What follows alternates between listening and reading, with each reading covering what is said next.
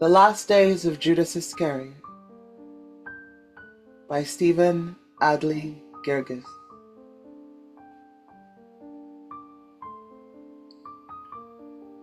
Domine adjuva incredulitatem meam.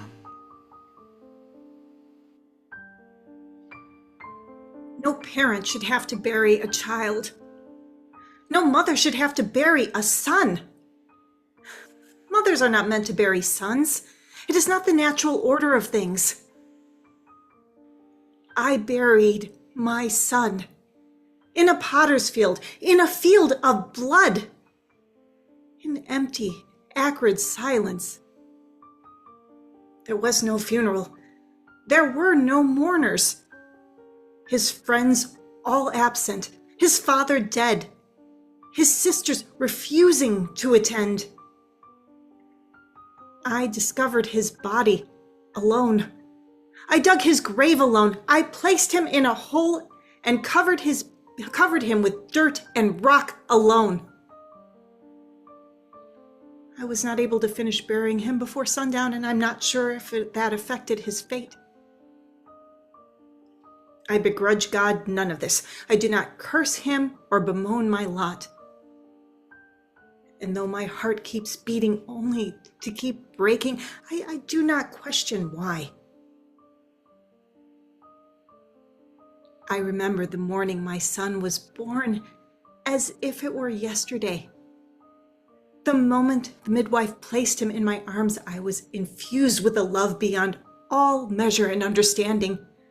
I remember holding my son and looking over at my own mother and saying, "Now I understand why the sun comes up at day and the stars come out at night. I understand why rain falls gently. Now I understand, Mother." I loved my son every day of his life, and I will love him ferociously long after I've stopped breathing. I am a simple woman. I am not bright or learned. I do not read. I do not write. My opinions are not solicited. My voice is not important.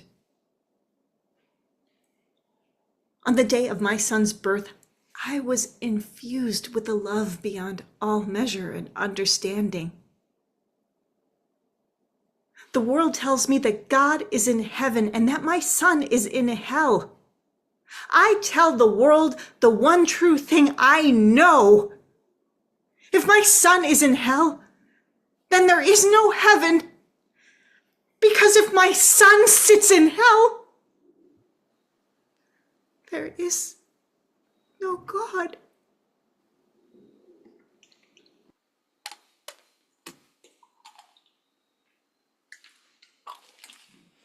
Between heaven and hell, there is another place. This place, hope. Hope is located right over here in downtown Purgatory. Next case.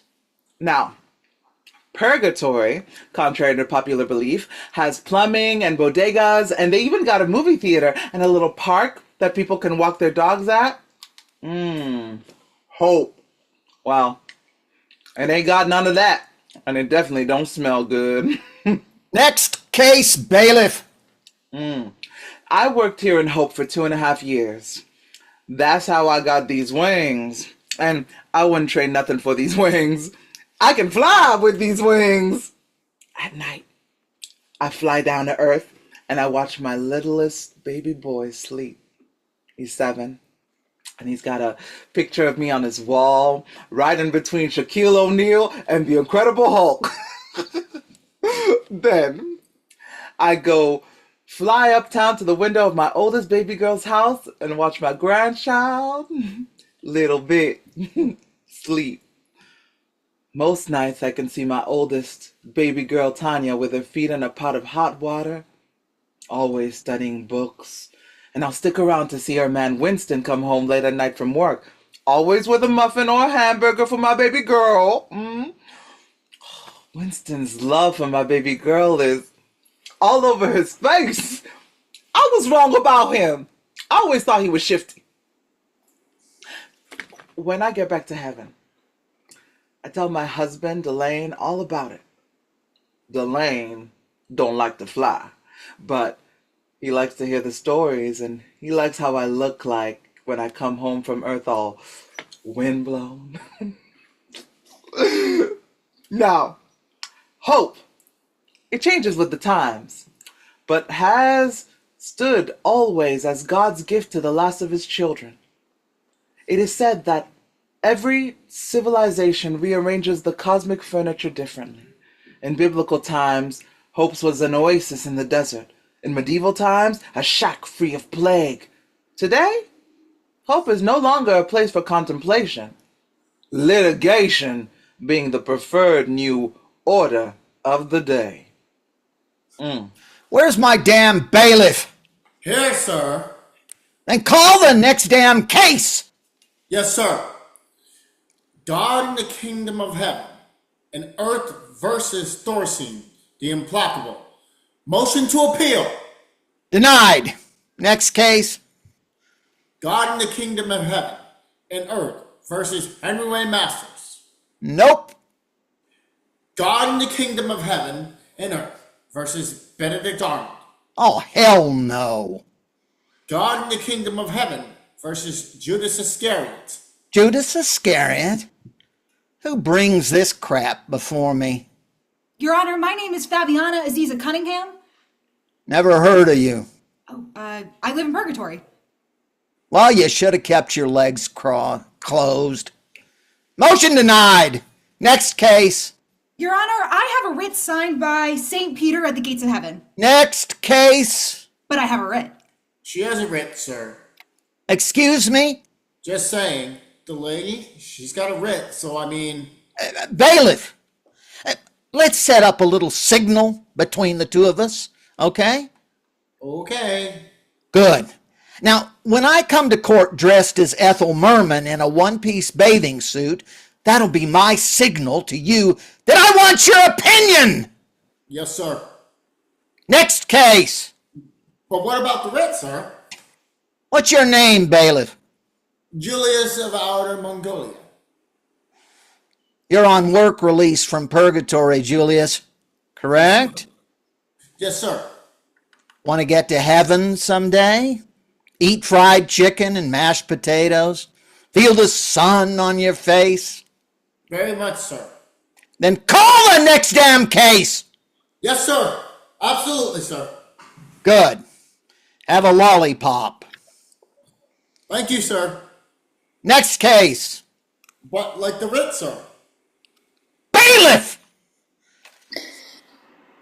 Your Honor, if I may, Who speaks before me? it is I, Yusuf Akbar Aziz Al Nasser Gamel Al Fayoumi. Who the hell are you? An attorney, great sir, willing and able to prosecute this sham of a case and defend the gates of heaven and the kingdom of God against the big shenanigans of a so-called writ. Great, handsome sir, look no further, your honor. Yusuf Akbar Aziz Al Nasser Gamel El Fayoumi is a beacon for justice. A beacon, eh? May I approach you? The bench, not me. The bench, of course. Yes, it is lovely. Bench, splendid and sturdy, like the great derriere that rests upon it, your honor. I received wind of this so-called writ. Several weeks ago, I have been preparing, night and day, to refute the allegations it contains. Your Honor, let the record reflect I have no opposition to Mr. El Fayoumi here. Speak when you're spoken to. Do not bait this great man, lady. He presided over the appeal of Attila the Hun when you were nothing more than a cheap shot of whiskey on your great-great-grandfather's first unpaid bar tab. Well said. Forgive the outburst. You got a license to practice, Mr. El Fajita? A license? A license, yes, absolutely. Submitted for you, your most scrupulously discerning approval, eminently great sir. Where is it? Sir, his name's Al Fayoumi. What? You called him a fajita. Just give me my glasses. You're wearing them, sir. My other glasses! Over here. Most worshipful Lord and Master, very, very tiny problem. My license, I seem to have left it in my other suit. I could rush back to hell and retrieve it. From hell, are you? Temporarily detained. A problem with my papers. You sure about that? Oh, quite sure, Your Grace. I attribute the mix-up to the Americanization of the afterlife. Completely understandable in the lieu of recent events. You're damn right. Yes, Your Eminence. As you are, great sir. Cunningham, let me see this writ. Here, Your Honor. Got great legs, Fabiana. Free for dinner, perhaps? Cunningham, oh, this writ is garbage. Next case. Your Honor, my client. Your client is Judas Iscariot.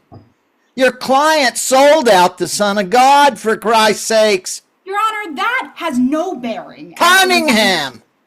Judas Iscariot committed the one unforgivable sin. Everybody knows it. The sin of despair. And then he did the world a favor and hung himself. From the olive branch to the coward. Next case. Your Honor, that writ you hold in your hand is signed by St. Peter. I know Peter, and he's prone to error, believe me. And he's rash. Rash, absolutely. A little place, the Garden of Gethsemane, ring a bell, Fabiana. When the authorities came to arrest Jesus after your client sold him with a kiss, what did Peter do? I know what he did. Well, know it again. Peter took his sword and started chopping off the ears of the authority. Can you imagine? Jesus had to correct him, put the ears back on. Oh, it was a big mess, really. Next case. But, Your Honor. Next case. Oh, Fabiana, dinner and a sensual massage. It will soothe you. Your Honor, I cite Beatitudes, and Kierkegaard, I cite Christ on the cross. I cite my foot in your ass, Cunningham. I cite Hegel. Within every idea, thesis. It's contained in contraction, antithesis, and out of that struggle is created synthesis. Synthesis, Your Honor, the union of opposites, their interdependence, and their inevitable clash of what's producing next. What must be revealed? God's perfect love versus God's rightful justice equals what, Your Honor? Out of my courtroom! The synthesis of love and justice can produce only mercy and forgiveness, Your Honor. If a just God sits in heaven, it can fall no other way. Next case! But, Your Honor! Next case! Next case! Next case! Next case! All right now, people. Cue them trumpets and dancing camels. Crazy Nick bitch.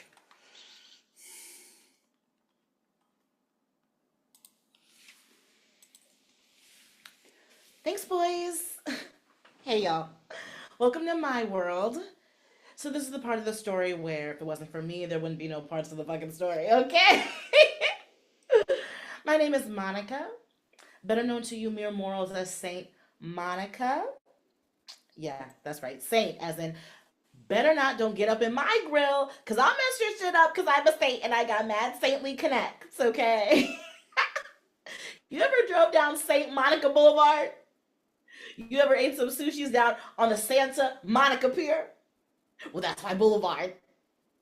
And that's my pier. And that's all I gotta say about that. Word to the wise, word is most definitely B-O-N-D, bond. Anyways, catch my breath. Anyways, up in heaven, a lot of people don't want to hang with me because they say I'm a nag. That's true. And you know what I gotta say about that? I say, fuck them bitches. You know what? I am a nag. And if I wasn't a nag, I would have never made it to be no saint. And the church wouldn't have had no father of the church named St. Augustine because I birthed the motherfucker, raised him. And then when he started messing up like all the time and constantly, I nagged God's ass to save him.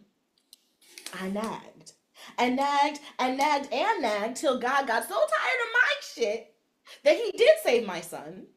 And my son, St. Augustine, he stopped begging whores and sipping on some wine. And he became learned. So fucking learned that he's known as one of the fathers of the church. And you can look that shit up. Go ahead, look it up right now. I'll wait. That's right. Father up in this motherfucker. Father of the church. Got a plague and everything. Got a plaque and everything. So if I hadn't been a nag, all of y'all niggas would have been a bastard ass church. So sip on that, bitches. Anyways, let me catch my breath. Okay. As a result of my reputation of having God's ear, a lot of motherfuckers pray to me. I have 3 full-time assistants just to sift through it all. Long story short, I was asked to look into the case of Judas Iscariot by this Irish gypsy lawyer bitch in Purgatory named Cunningham. She wanted me to do some nagging to God on Judas' behalf, and quite frankly, I was impressed by her nagging abilities. Because that bitch nagged my ass day and night for 40 days. And I don't nag for just anybody. And I definitely don't nag for no motherfucker I don't know. So I went down to check out Judas for my own self. He looked fucking stupid. He wouldn't talk or nothing. He didn't seem to hear me. And I'm not someone who has a problem expressing myself. I figured he was faking, so I did this. Yo, Judas. Judas! Hey, yo, you deaf, motherfucker? Judas! Yo! I smacked the bitch around a little. Yo, Helen Keller, yo, wake up! Don't front. I know you hear me. Then I started snapping on his ass. Yo, Judas. You got change for 30 pieces of silver, motherfucker? Yo, Judas, how much you pay for that haircut? 30 pieces of silver? Yo, Judas, why you so hung up? Come on, let's hang out. Come on, bitch, go out on a limb.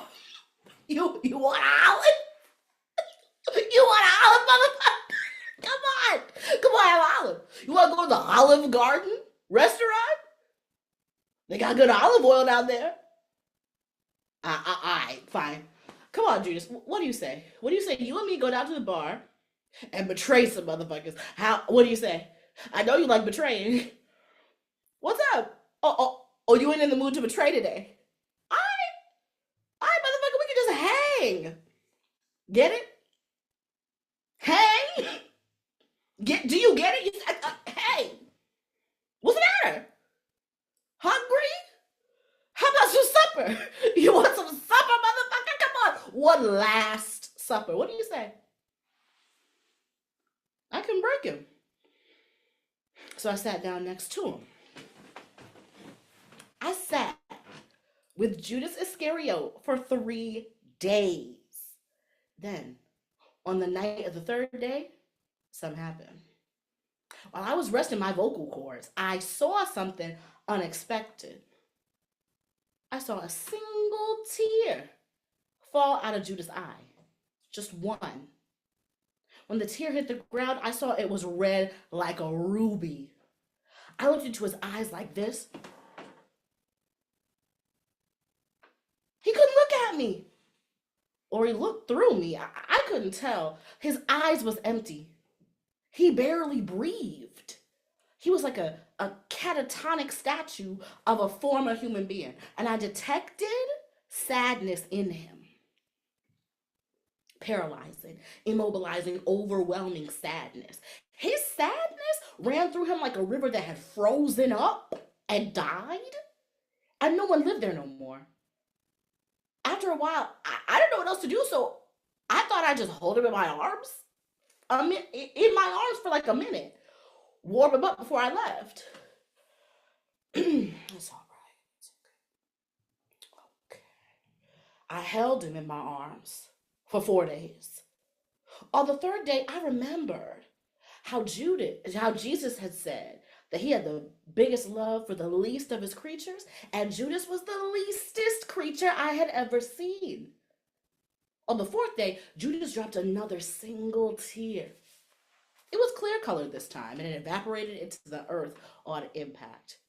He trembled briefly, then froze up again. I had seen enough. I took off my outer garments, and I left them for him so he could smell something human. I collected my tears in a bucket and poured it on his face so he could taste the salt. Then I went back home and got on the horn of God. I dialed direct, yo. Some people call it being a nag. I call it doing my job. I gotta call it, y'all. You should try giving me a shout if you ever need it, because my name is Saint Monica. I'm the mother of Saint Augustine, one of the fathers of the church, and you know what? My ass gets results. Next case. God in the kingdom of heaven and earth versus Judas Iscariot. Bailiff. She's got a writ signed by God, sir. Signed, sealed, delivered, motherfucker. Peace. Here is the writ, Your Honor, and notice the signature at the bottom. Bailiff. Bailiff. Where's El Fajita? Present and accounted for, and dripping with anticipation, to defend with his marvelous cunning and great relish of the kingdom of heaven and earth, and your great concerness against this Satan-spawned traitor Judas Iscariot and his beguiling but outlandishly misguided counsel, most eminently great and rakishly handsome great. Cunningham. I do not like it when lawyers go over my head. You gave me no choice. Objection, Your Honor! As human beings, we always have a choice. Motion to strike. Mr. El Fajita, you are aware that the trial hasn't actually begun yet, right? Yes, right. Of course, I was merely, just, yes. Fabiana Aziza Cunningham. That right? It is. So, where's the red hair and freckles, Cunningham? My mother was a Romanian gypsy who settled in Vinegar Hill in Harlem in the 1960s. And your father? A local parish priest. Got more than his palm read, did he? All right then, Cunningham. I think it only fair at this juncture to tell you some things about myself, things that may perhaps inspire you to take your little mission elsewhere. For example, I strongly dislike tapioca pudding. I've heard it's the worst. Sit down. Tapioca, yes, it is the worst, and I spit on it. Okay, fine. Sit down. But even more than tapioca, Cunningham, I dislike the following. Defense attorneys, as a rule, half-breeds in general, and Judas Iscariot is anything other than a cautionary tale. Now, is that a problem for you? No. You ever met God, Cunningham? I don't know that I believe in God. You just handed me a writ signed by him, and yet you don't know if you believe? Correct. Well, what if God appeared to you, Cunningham, just one day? Boom! God, white beard, flowing robe, the whole rack of lamb. Your Honor, that was... What if you were to go home tonight, Cunningham, and Jesus Christ himself were to greet you at the door with a dozen Krispy Kremes and a quart of cold milk and say, Cunningham, Fabiana, it's me. I really am that thing that you've always feared more than doubted. What would you do? Your Honor, it would never. And what if you let him in, Cunningham, and you sat down with the man for just, say, 3 minutes? And you could touch him and inspect him and interrogate him all you want and have him do miracles and tell you the exact story of your life. And you ended up convinced, Cunningham, wiping away tears of joy and relief on your living room couch. If he proved it to you, Cunningham, would you believe then? If he proved it, I suppose I would have to. After only 3 minutes? But that would never happen, Your Honor. But Cunningham, you're the cynic, faithless spawn of a crackpot gypsy and a defrocked Mick. Yet, you just told me Jesus would have you on your knees in 3 minutes? So? So consider this. Your friend Judas, he had Jesus for 3 years. Think about that, Cunningham. 3 years in the foxhole with the best friend you ever had. Then he shot him in the back for a pack of cools. Think what that says about the essential character of the man. Now, go home and stir that into your wee gypsy pot. Petition invalid. Motion denied. Next case. Pure genius. I am erect. Your Honor, this petition is signed by God. Now, but it ain't signed by your client. Now, is it? My client is catatonic. He is incapable of signing. Well, if he's catatonic, then how do you know he wants an appeal in the first place? Who wouldn't want to appeal eternal damnation?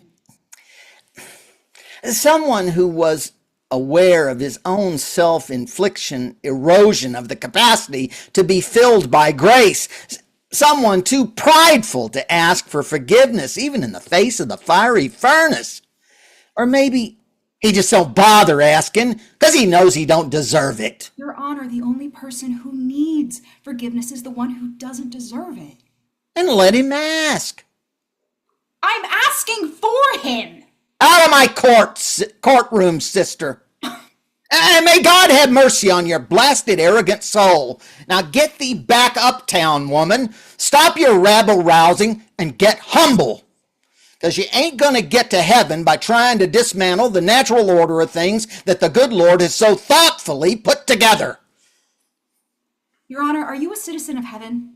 Bailiff, remove this woman. You live here with us. You know no more about God's law than anyone else in this court. My papers are pending. I'll be up there any day now. Your papers have been pending since 1864, Your Honor. If That's 140 years. There's an insinuation at the end of that statement, Cunningham. I suggest you don't make it. Not an insinuation, Your Honor, but a question.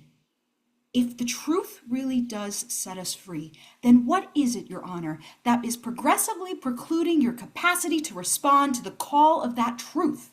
Because 140 years suggests to me that you are moving not closer, but farther and farther away from it every day. What the hell does Judas Iscariot have to do with my truth, Cunningham? I didn't hang myself from some olive branch. Not from an olive branch, but on a battlefield in northern Georgia in 1864. Allatoona. And the tree. Oak, I believe. Your Honor, I have to wonder what your honest answer will be when you are someday asked how different you are now from that day you died.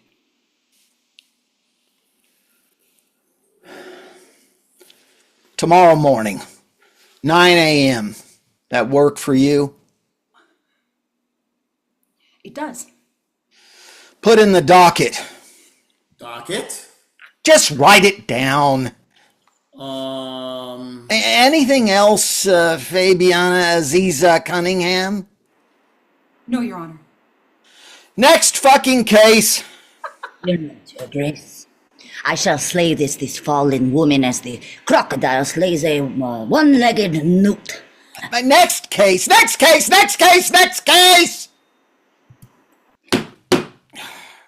Very little is actually known about Judas Iscariot.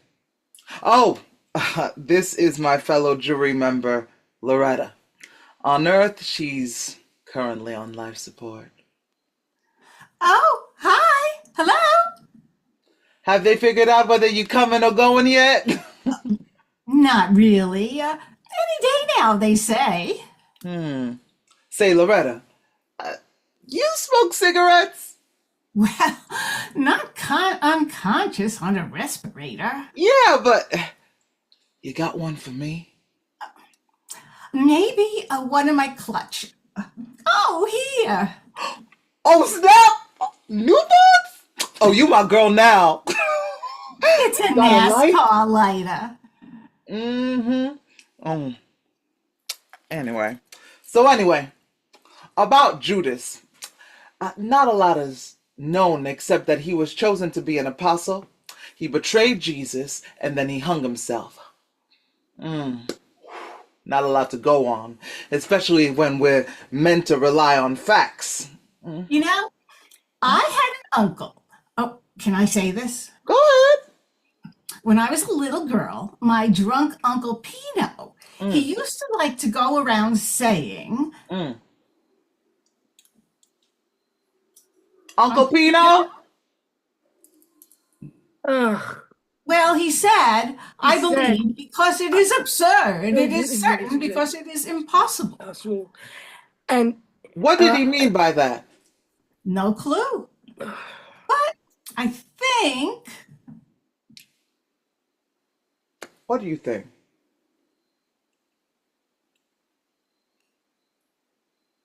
Swing, where you at? Okay, I think we're back. Oh, wait, hold up.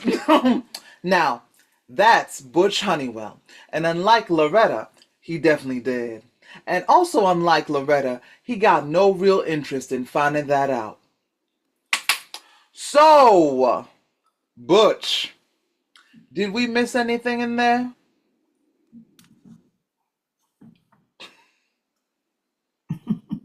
Butch! Oh, just some crap about the essential paradox of man. How we refuse to juxtapose the absolute to the relative. And some such about paradox as an ontological definition, which expresses the relation between an existing cognitive spirit and the eternal truth. You know, bullshit, basically. Listen, they passed out the lunch menus. I ordered you guys the combo club with fritters. fritters, awesome. Thanks, Butch. Right this way, ladies. Next witness. Great magnificent, sir. The prosecution now calls Henrietta Iscariot, her mother to Judas Iscariot, to the stand. State your name, ma'am. Henrietta Iscariot. Yes. Good day, Miss Iscariot. Good day. Yes. Well, I can't help but notice, Miss Iscariot, that you are a very well-built woman. Would it be fair to say that your cup runneth over? All the Iscariots are buxen, if that's what you mean. My meaning exactly. Now then, can you recall if Judas Iscariot, as an infant, was prone to steal more than his fair share of milk from your deliciously well-proportioned bosom? I can't recall that, no. Very well, but you can recall this. I take you back to year 8. You are a single parent raising many, many children, Judas being your eldest and the man of the family. You sent him out fishing to get food for you and his poor starving sisters. What happened next? Do I have to answer? I would just tell the truth, ma'am. Well, Judas didn't come home till very late. I waited by the fire. I was worried. He was only 8. I was concerned that maybe the Romans had detained him for shoplifting again. Oh, a shoplifter! So please the court. But then he came home. Hi, Mommy. Judas, I was so worried. Looks what I got, Mommy. A spinning top. Judas, did you catch any fish?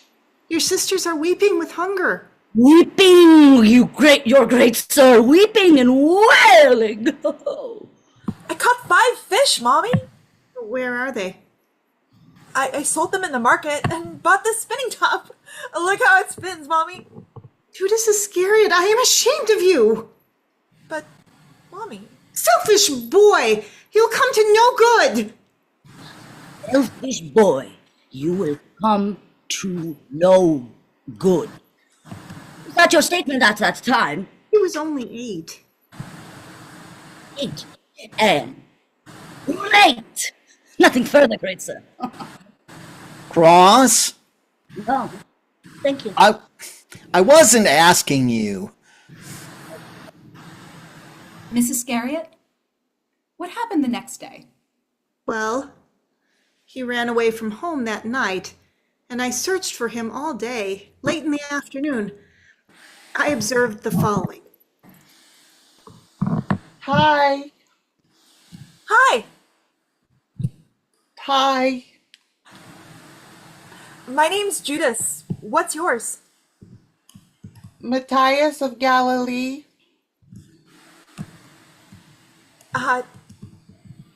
Hey, I got an idea. Why don't you go home and get your spinning top? And then when you get back with your spinning top, we can play Battle of the Spinning Tops? I don't got no spinning top. Oh, I wish I had a spinning top. All my friends got one except me. yeah, that's rough. I used to not have one too. All the kids, they call me Sissy Pants because I don't got no spinning top. You should ask your mom to buy you one. I don't got a mommy. Ask your daddy then? I got a daddy, but he's very stern. He don't believe in spinning tops, so I can't never get one. Wow. You probably think I'm a Sissy Pants too.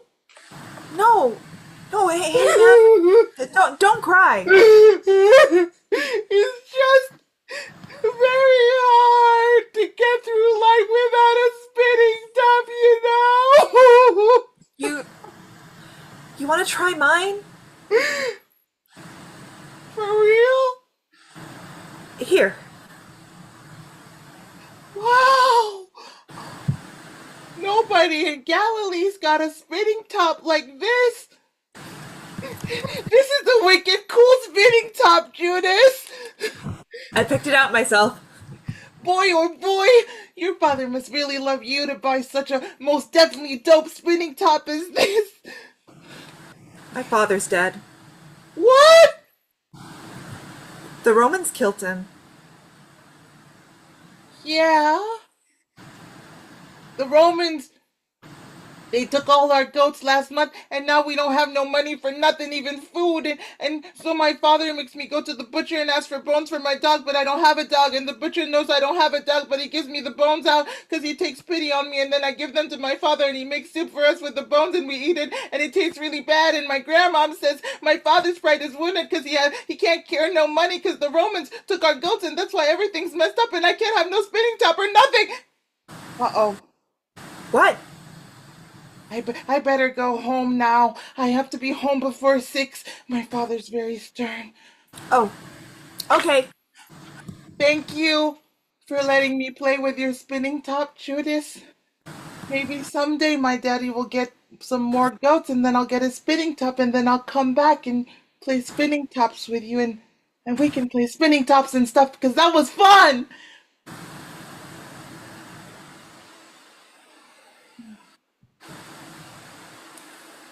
The sad boy started to leave, and then Wait!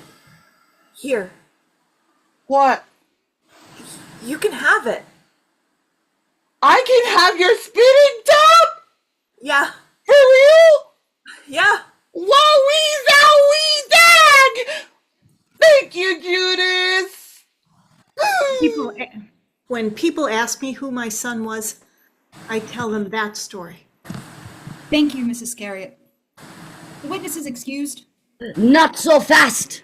Mrs. Iscariot, your son was picked up by the Roman authorities the very next day on a charge of stealing a blind man's staff. Correct? A blind man's staff that he then pawned to Omar the baker to purchase.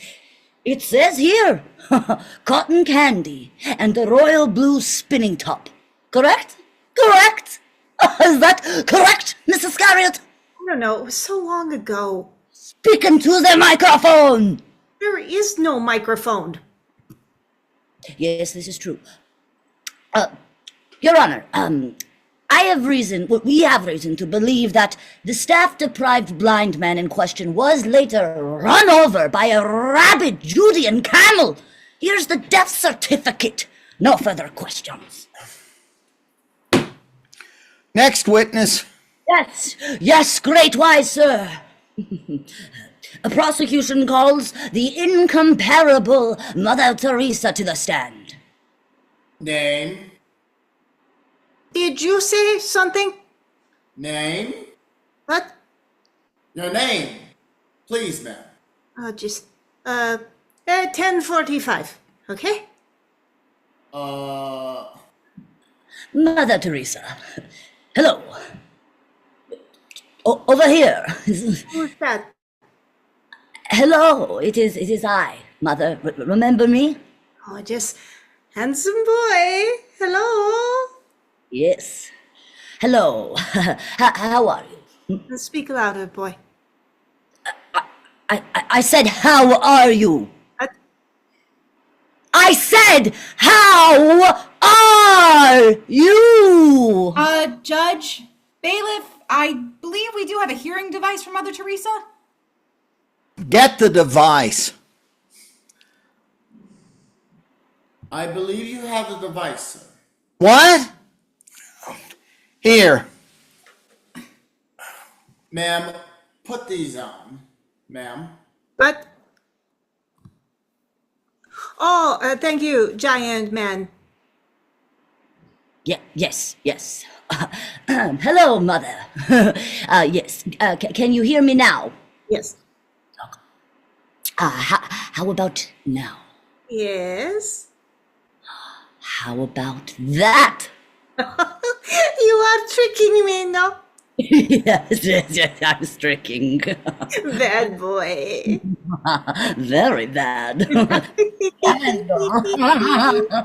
Yes, I know.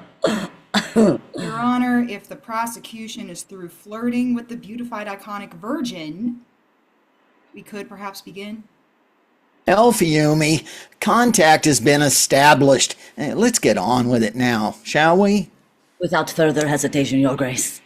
Forgive me for the delay. I was simply just enamored by her beatific presence, Your Eminence. I love Mother Teresa, great one. In Christian Egypt, she is a great star. As a young boy, I used to don a towel and my mother's nightgown, and I stalked the streets of Cairo looking for dying things to comfort me and solve. Yes. Mother, I love you. I do. I really do. You are the oasis. You are the light. Do we need to take a moment here, Counselor? Yes, Your Honor. Perhaps we do. 5-minute recess. Adjourned. My name is Peter. They got a basilica named after me in Rome, which is ironic because back in the day, if you even said Rome in my presence, more than likely I'd have beat you with my stick. I even had a standing rule on my fishing boat that was strictly enforced. Talk about Rome, and your ass can swim alone. Home alone. Your ass can swim home alone. Don't. I had to have those kinds of rules laid down strong because my younger brother Drew and his friends, they like to waste their time talking about overthrowing Rome and the coming of the Messiah instead of focusing on the task at hand. And I'd always be like, look, fellas, unless your Messiah gonna come down right now and help us catch some fish, then y'all need to shut the heck up and put your undivided focus on these damn nets. Then one day, Drew didn't turn up for work. Then he'd come running up to me at the shore at the end of the day when I'm bringing in the boat. I'm bringing the boat back in, talking about, this is Jesus, bro. He's the Messiah. I ain't fishing no more. I'm just gonna follow him. And this Jesus, who resembled a Messiah about as much as I resemble a ballerina in a tutu, strides on up to me, and says, catch any fish today? And I says, no, I did not catch any fish today. And he says, take the boat back out to sea, and you're gonna catch some fish. So I took Jesus out with me, intending to throw his ass overboard. But then he says, cast your nets wide and deep. So I did. And then, well, all I can say is I'm a damn professional commercial fisherman. No one knew the sea and its tides better than me. There weren't no fish out there. But that's because it turned out they was all in my net. And then Jesus said, follow me, and I will make you a fisher of men. And what I didn't know then was that I'd never see the sea again. My name is Matthew. I'm a Jewish tax collector for the empire. My job was to take the food out of your mouth and see it shipped off to Rome. Rome tax was exorbitant, non-negotiable. If you had 6 geese, I took 3. If you had a flock of sheep, I took 50%. If you had only 1 sheep, I cut that sheep in half. If you had no sheep, I took a child, your child, and had him sold into slavery to settle your debt to the empire. This is not a made-up story. This is history. This is fact. We were a conquered nation, and I was a traitor to my people.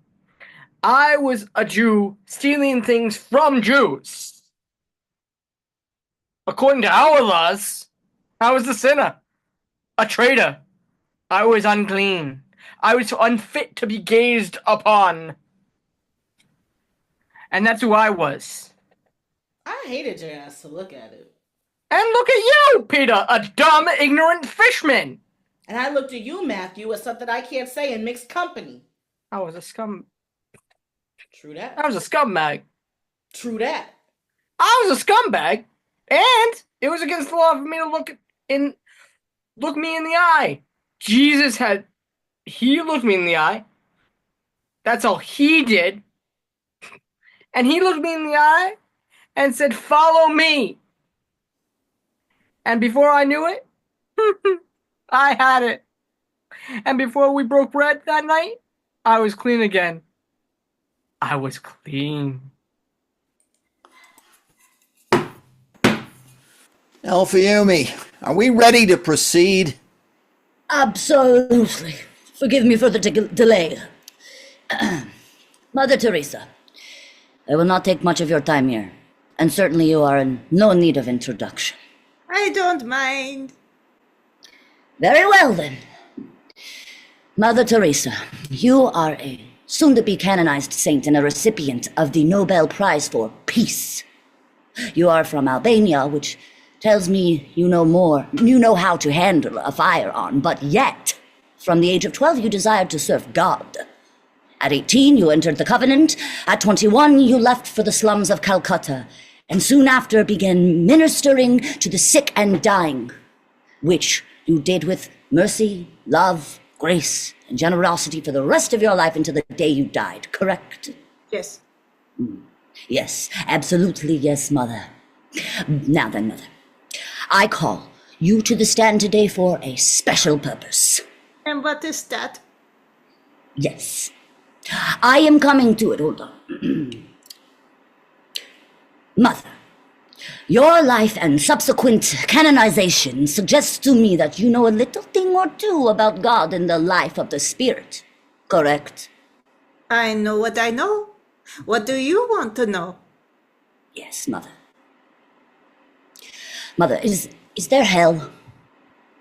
I hope not, but I think so. Jesus Iscariot, he is in hell. Yes? Well, we can't never know for sure, but it don't look good.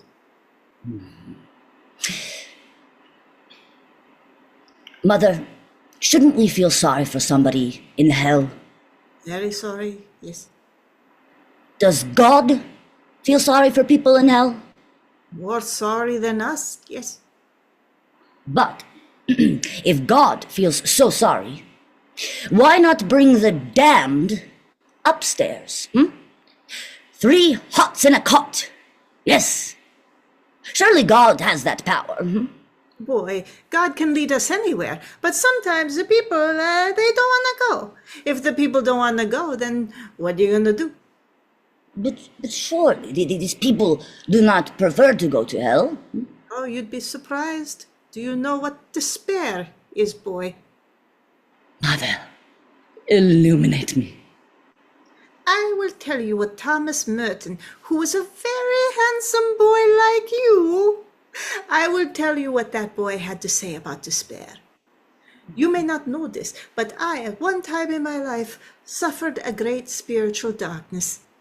Oh, no. Not you. Quiet now, boy. Yes, for many, many years I experienced the terrible pain of loss, of God not wanting me, of God not being God, and of God not really existing. One day, I confided my feelings to a friend, an Irish nun, one of the sisters of Loretta from Dublin, Ireland. My friend, Sister Glenna, she quoted to me Thomas Merton on the subject of despair. She said, let's see what she said. Despair is the ultimate development of a pride so great and so stiff-necked that it selects the absolute misery of damnation rather than accept happiness from the hands of God, and thereby acknowledge that He is above us and that we are not capable of fulfilling our destiny by ourselves. Do you understand what I'm saying to you?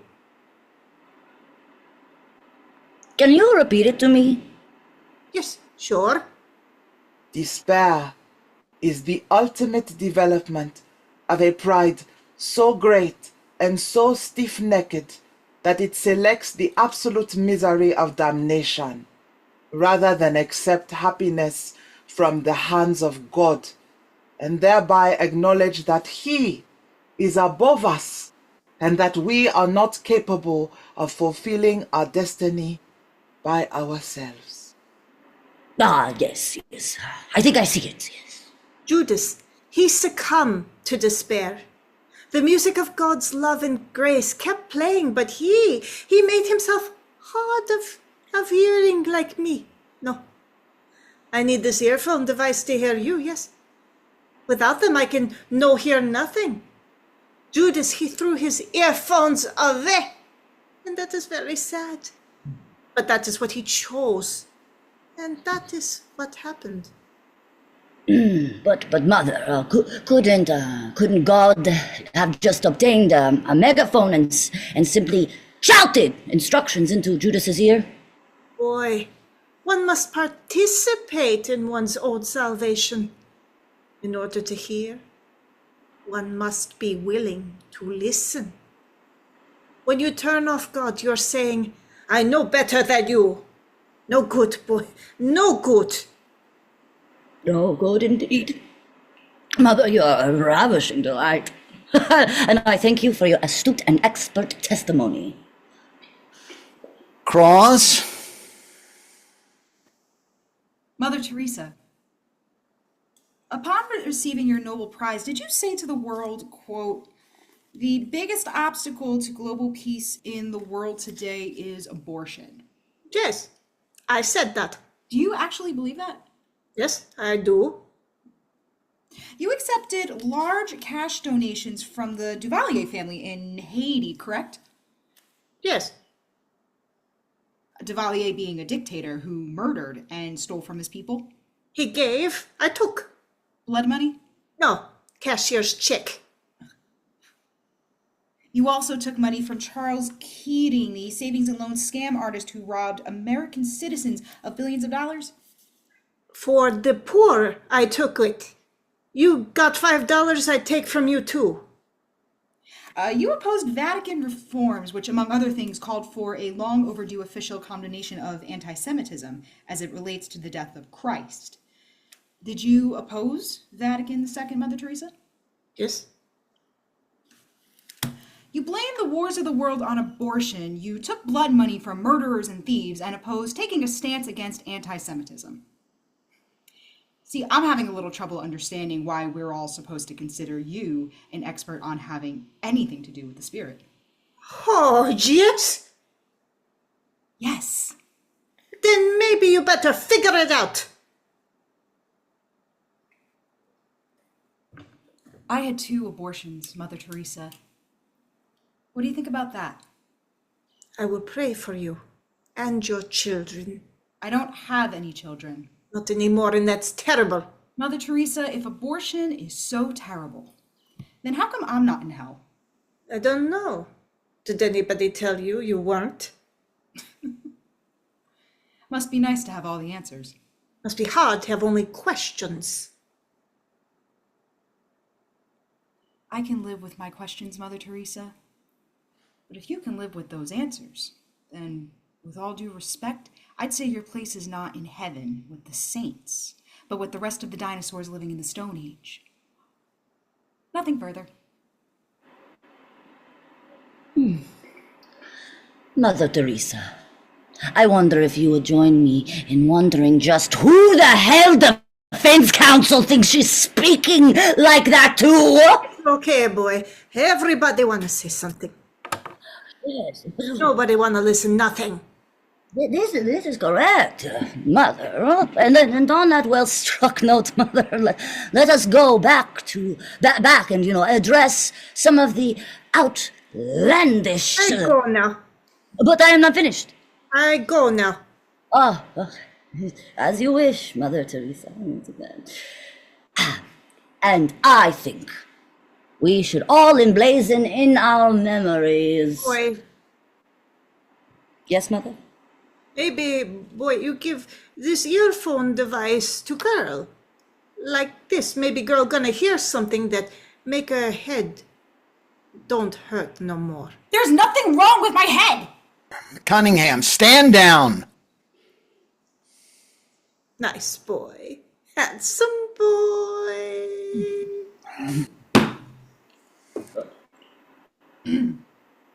Defense calls Simon the Zealot to the stand. Name? Simon the Zealot. You were one of the 12 apostles, Simon, correct? Yeah. And you were a zealot. Yeah. Was Judas Iscariot a zealot? Well, he didn't go to the meetings or nothing, but yeah, he was pretty much a zealot, if you ask me. Zealots being Jews seeking an end to the violent oppression of the Roman occupation, correct? Actually, not exactly, no. Are you saying the zealots were in favor of the occupation? Nah, not at all. We hated the Romans. Absolutely, we wanted their pagan asses to hit the curb running and bloody, but we was also opposed to any Gentiles in Palestine, Greek, Roman, whoever. What us zealots was really about was promoting a strict adherence to the Mosaic law. Mosaic law being... The law of Moses, the Torah. That was the whole bag right there, miss. Get rid of the bad seeds and unite the people under the holy law of God. Basically, we were the street version of Caiaphas, the elder, except we had knives and shit, and we thought Caiaphas was soft. Soft how? With the Romans, he was a bit of a politician, you know. And what was life like under Roman rule? Where you from, miss? New York. Okay. Imagine New York was taken over by, like, violent, devil worshipping cannibals who spit on your laws, stole all your money, took your women and children as slaves, put giant swastikas on all your bridges, tunnels, libraries, and civic institutions, and anybody that complained about it got nailed naked to a piece of wood in Times Square, left to be eaten by rats and shit on by pigeons until the weight of their body asphyxiated them to death. That's what it was like. And you thought Jesus was going to change that, didn't you? We all did. Change it how? Throw him out. That's what the Messiah was supposed to do. But he didn't do that, did he? No. And yet he was capable of it, wasn't he? You saw him perform miracles, raise people from the dead. It was a bit of a conundrum. Yeah. Were you at the disturbance at the temple? Yeah. What did you think about that? You kidding? I loved it. Judas too, we all did. We thought it was on, you know? On meaning? The beginning of the revolution. But it wasn't, was it? Nah. What happened after the riot at the temple? Jesus had us all retreat to this house then. Then he was like, I'm gonna die soon, so let's just chill. Must have been very disappointing. It was confusing. I mean, whacked out shit, man. One minute Jesus is beating infidels down.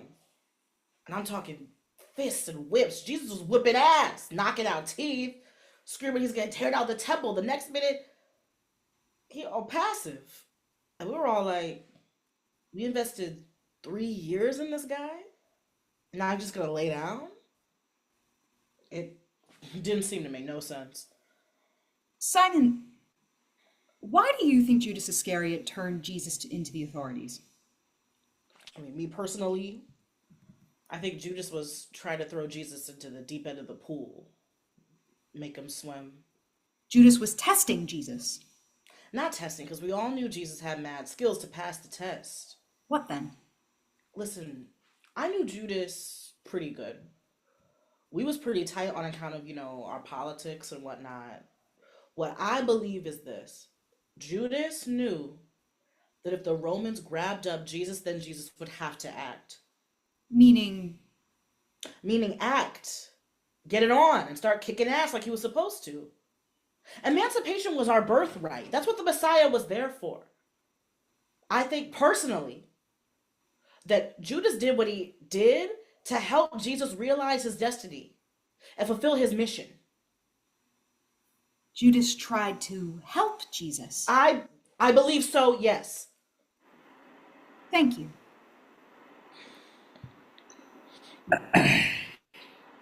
So, Judas was a helper, eh?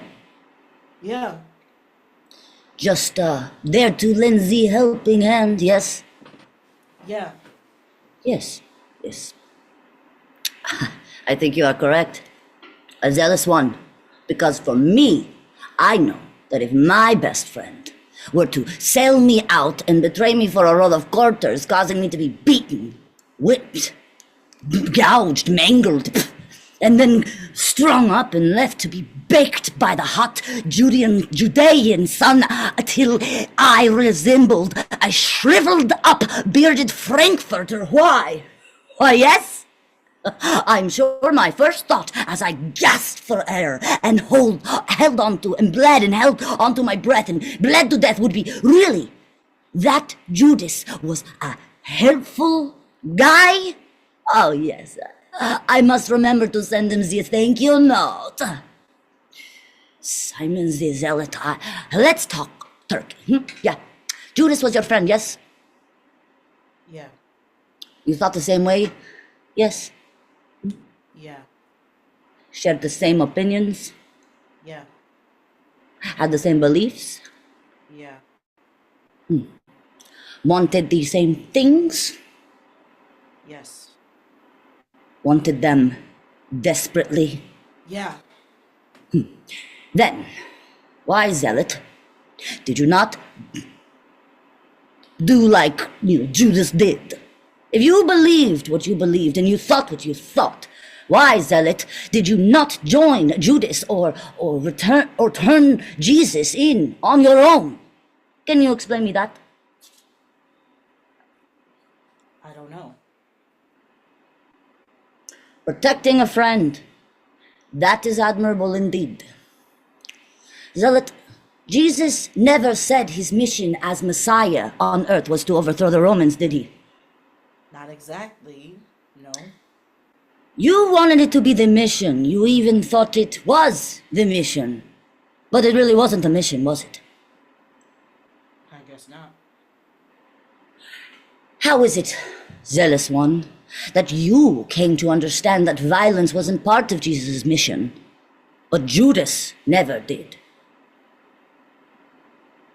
I couldn't say. Answer me this. What was your inner life like before you met Jesus of Nazareth? I don't think I need to advise you to be honest here, do I? No. I was consumed with anger. Jesus, he saved my life. Man of zeal. Final question. Do you believe, as the Bible says, that God made man in his own image? I do.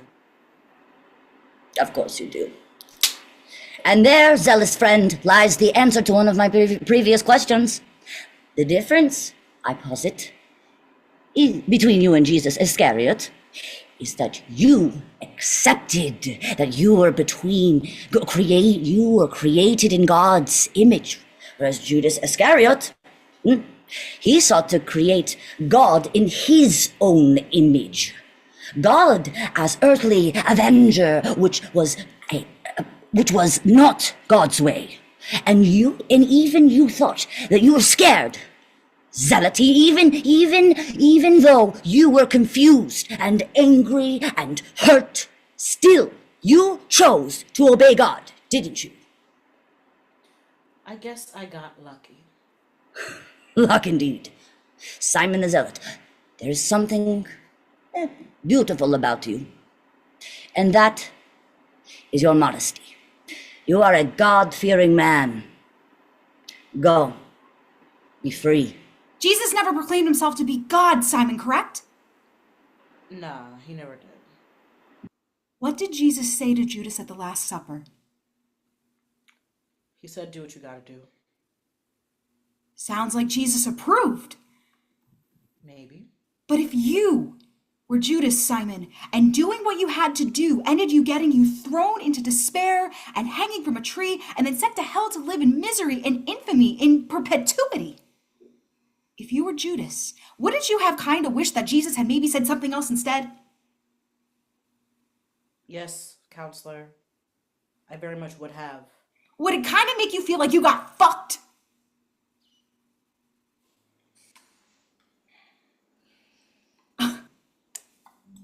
No. Objection! Language in foul mouth is a dirty bad! I withdraw the question. I would have felt like you said, though. Thank you, Simon. Nothing further. Next witness.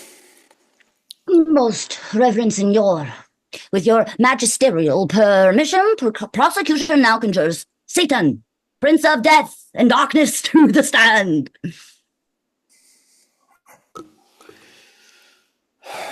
Name? Fabiana Aziza Cunningham, right? Lou. I've been keeping the light on for you, Cunningham. Come on now, Lou. Why don't you take your seat and we can get started here? You never change, Frank, do you? I suppose I don't. I like that about you. Now, say, how's Wilhelmina doing and the girls? I wouldn't know. Now, park your caboose in that chassis, if you would, please. I'm sorry, of course. Fire away. My apologies, Frank. Bailiff! I was helping the elderly, sir. Let's just proceed. Alpha Yumi, proceed. Yes, yes, yes. Yes. Oh. How are you today, Satan? Well, long night, but no regrets. Up late partying with the decadent and debauched? Oh, God, does it show? No, not at all. I tell you, I could barely make it through my double session Pilates this morning. If it weren't for good genes, I'd be a raisin with tits and a perm. Yes. Well, you look very good. Sincerely. No, really, really. Satan, you have an excellent physique. Oh, thank you. So do you. Oh, thank you. You too. Yes. Yes, I do. I make exercises. It's not a big deal. Anyway, so no horns and tail today, Prince of Evil? No. At the dry cleaners, I suppose. Yes. Yes. I must say, Claimer of the Damned, your candor is quite refreshing. As is yours. Oh, thank you. Yeah. Oh, your jacket, Satan's it's really smart. Ah, you like it? Beautiful. Yeah, really. It's Armani. Armani. Gucci. Oh, Gucci. Yes, excellent, elegant. Yes, very, very. Yes. Yeah? Your trousers, Gucci too. Yeah. Yeah, they have a lovely sheen. Anyway, let's begin then, shall we? I am at your service. I appreciate that. And I appreciate your appreciation. Excellent. So, Dark One, tell me, did you ever have any conversations with Judas Iscariot prior to selling out Jesus Christ? No, I did not. Sure about that? Quite sure, yes. Never entered into him, as I believe St. Luke's Gospel put it? No. And then again, you are more or less sure of that? Ask my main squeeze, Sheila. If I had entered Judas Iscariot, trust me, he would have felt my considerable presence, if you know what I mean. Yes, yes. You and Jimmy Woods. I've heard the rumors. So then, it would be safe to say that the devil didn't make him do it. Absolutely. Unless, of course, there's some other devil running around here that I don't know about. Very funny. Really, you are quite charming, huh? Satan, listen, but let us be quite clear. You did nothing, Satan, nothing, right? No, to sway Judas Iscariot towards selling out Jesus of Nazareth, Prince of Peace, correct? Correct. Not even a tiny nudge? Honestly, he didn't require nudging. Judas was a gimme. Happens that way sometimes. A gimme. Yes. A bad seed. Yes. Yes. Well, then, how about after he did the deadly deed? Did you speak with the savior betrayer then? I spoke to him, yeah. Care to share? Not a problem. I appeared to Mr. Iscariot at Bathsheba's Bar and Grill shortly after the night in question. I was actually in town for a guy named Abdul Mazi Hatton, but he never showed. When I encountered Mr. Iscariot, he appeared to have already taken full advantage of the happy hour. Oh, hello, friend. How are you this evening? How am I this evening? What are you, fucking maitre d', man? I'm Clementine. Clementine of Cappadocia. Yeah. Well, why don't you go home and fuck your mother, Cappadocia? Okay? Dosha. Cappadocia. What? It's Cappadocia. Well, let me ask you something. Cappadocia. Do I look like someone who gives a flying fuck right now about where the fuck you're from? I'm very sorry. Sorry don't mean shit, Nick. Take all the sorries in the world, pile them one on top of the other. You know what you got, Cappadoosh? You got a big pile of fucking nothing is what you got. Okay? You're right. You want to do something about it? No, sir. Then go fuck your mother and leave me the fuck alone. I will. Thanks for the advice. Hey, where are you going? It seems like you preferred to be alone. Why would I prefer that? What are you saying? I look like some kind of lone wolf? Like a fucking piranha, bro? Do you mean pariah? I mean what I mean. What do you need a light or something?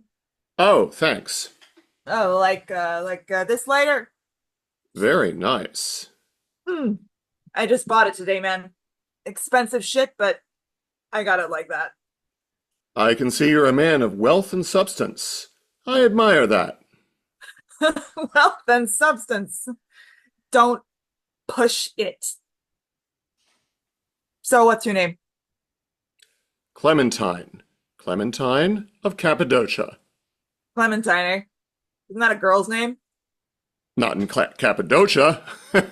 Yeah, well, it is here, bro. You sure you ain't a girl, man? Pretty sure.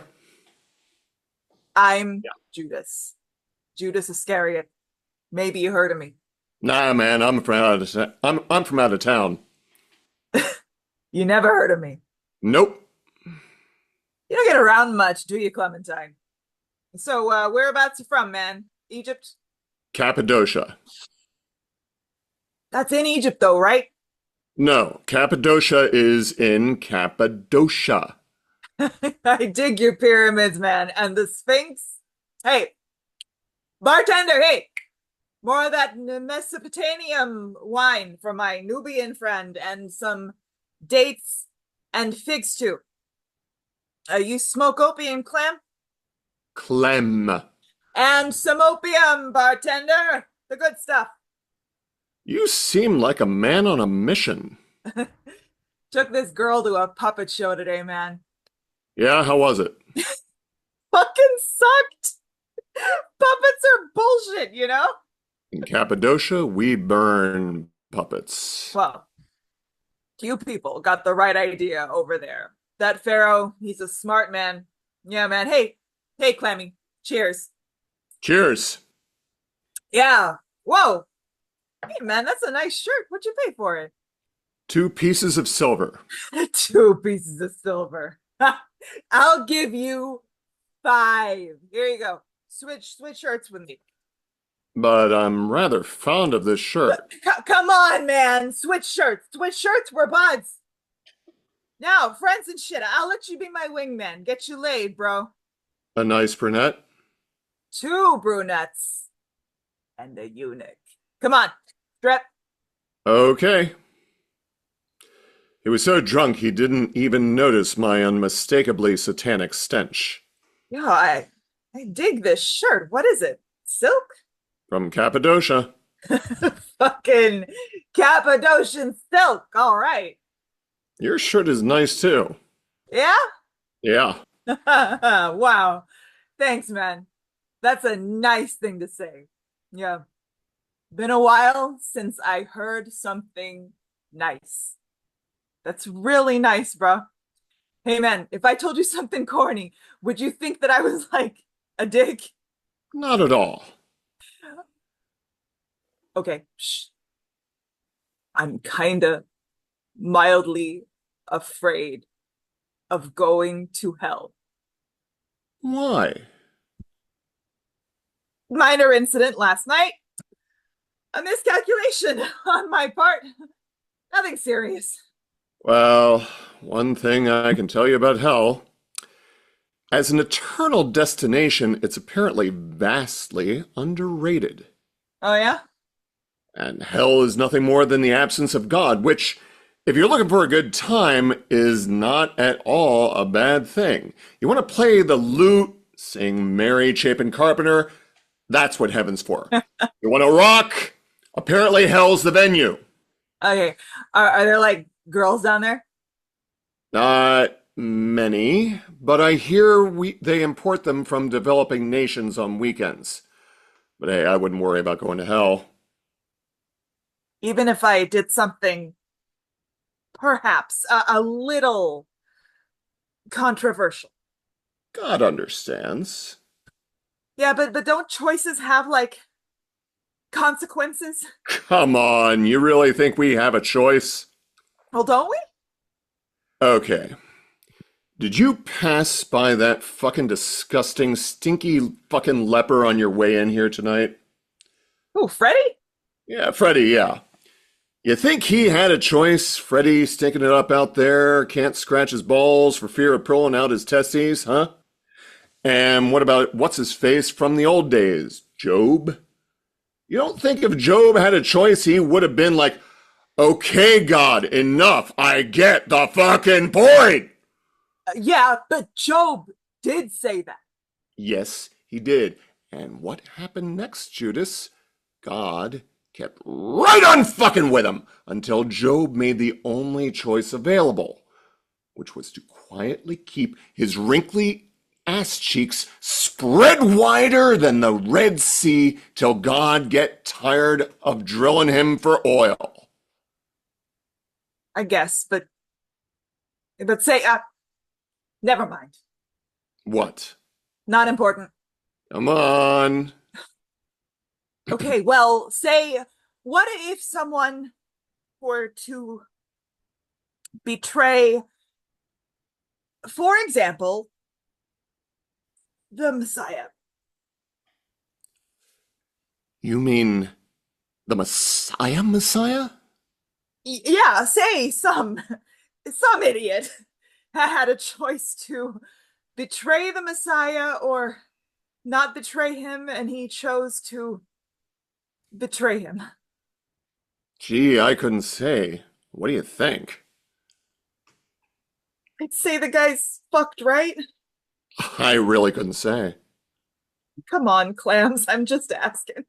Well, since you asked, I guess I'd say that if this guy... Because this is some hypo-theoretical guy here. Right.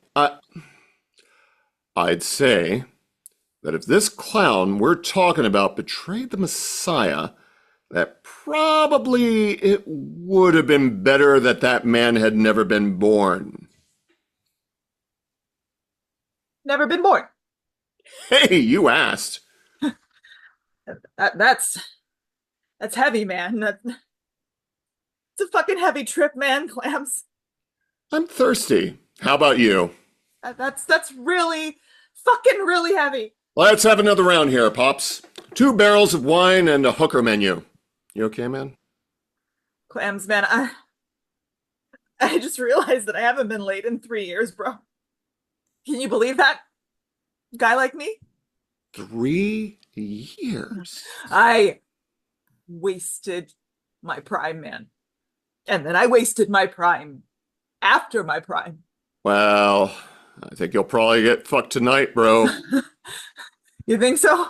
Yeah, I'm pretty sure. I want another fucking drink. Tonight, man, I'm gonna drink this fucking bar. Hey, Judas, let me ask you something. Who is this Jesus of Nazareth guy I've been hearing about? Jesus of Nazareth? Yeah, I heard he's kind of somebody. Some kind of somebody? Yeah, that's what I heard.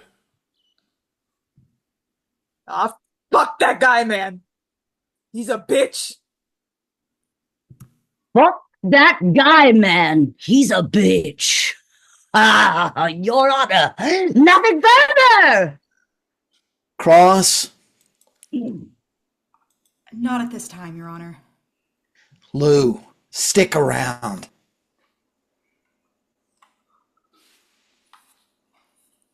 I know the drill. I know the drill. Sorry. Meal break, 15 minutes. Saviana, free for lunch?